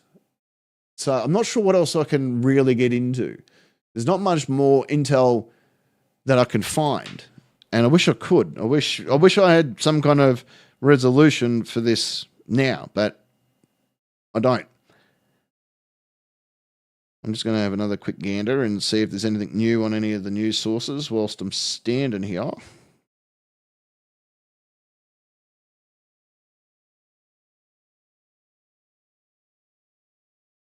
No, it all appears to be still quiet on the Western Front, as they say. I'll have a gander here. No, so there's no new intel floating in from any of the news sites. Let's have a look at Victoria Police's Instagram. Not Instagram. I'll have a look at their Twitter. So the last one that they did was 4 hours ago. 6 hours ago, 5 hours ago. So that's all we know so far is just the information that we know. There's not anything more being said on the matter. As I said, I don't think we're going to hear much more tonight. I can't see that being a feasible thing, just knowing how these operations sort of work. Because officer safety going into the scrub is going to be a priority for the members. So I can't see them heading into the scrub. There probably are out there, but this would be more of a tactical thing where they can utilise their aircrafts with their FLIR systems and stuff to try and work out whether they can get a heat signature, and if they can, where does that lead them? So at this stage, that's where we're at. I wish there was more I could say. I really do. I wish I could bring up and say, there he is, we've all got it sorted. So right now, there's nothing. There's nothing going on. There is a police everywhere in Wangaratta. No block on the Hume Freeway, but a block on Greatsbridge Road. Daughter says her associates in Wangaratta, they are pulling up a lot of people. Okay, so they're checking vehicles now too, because again, this is something else that Fuckwit might have done. There's a strong chance that he could take a vehicle. He could take hostages. He's got guns. He's got firearms. He can do he's got the power right now. He's not getting stopped. We know that he is willing to kill because he has done it. So the situation becomes even more dangerous. The police will be checking vehicles along the way. That would be the smartest thing for them to do. Make sure that they can sort them out, see who's in the vehicle, identify everything that they can. How far out into the sticks is this? Well, from the biggest city, it's 300 kilometres away. But if we scroll back on the map, where's my map? Here's the map. Here's the map.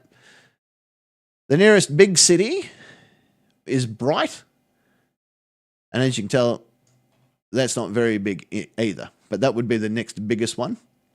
And then Albury-Wodonga, which is down on the border.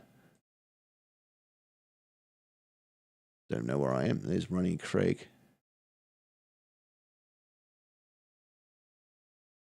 So as you can see, it's kind of in the middle of fucking nowheresville. So Shepparton's a big town, Bright's a big town, and then there it is. There, that's Albury-Wodonga. That's the next biggest. That's the largest inland city that you'll find. So there's that. So it's quite a fair distance. So that's Bright, Mount Buller.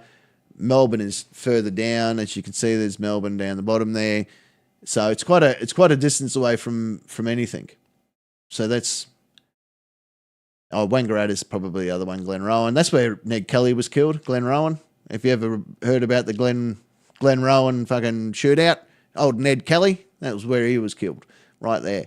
Head over there, fuckhead, so they can shoot you in the face. But yeah, that's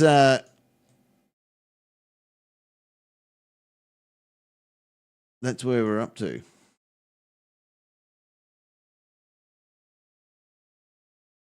And that's the town of Purupunka. That's where that is. So it's a little tiny little town. Not much going on there at all. Very, very little. So very little spot. And then that's the road, as we have covered, where everything has taken place today. So that's kind of where we're up to, ladies and gentlemen. That's kind of where we're up to. He's got a lot of ground to cover. Yeah, you're right. He's got a lot of fucking ground. Ned Kelly was a bushranger in Australia. He's a very well-known criminal. He also shot and killed a bunch of police officers too, but for some reason people see him as a hero. I don't know why. He's just a murderer. Yeah, Wangaratta's pretty big. Wangaratta's not a small town by any stretch of the imagination, but that's kind of where we're up to, ladies and gentlemen. Yeah, I could continue on and, just speculate, but I feel like this is all we're going to find out of tonight. That's kind of where we're at. I don't think there's much more we can cover. Unless they catch him, I think we've hit our quota of what's going to happen tonight. You know what I mean? So, what do you reckon? What do you guys reckon? Should we call this day a night? Let it all fucking settle. Find out what's going on in the morning and see what goes on. But yeah, for right now, I think that's kind of where we're up to. I think that's about all we can cover. What do you reckon? I think that's it. I think that's all we got. I'm happy to keep going. Like, don't get me wrong. Happy to keep running along. But I can't see what else we can do. Everything seems to have been covered. Mippett's going to go to bed. Wednesday's happy to continue along. Maybe I might go for a little bit.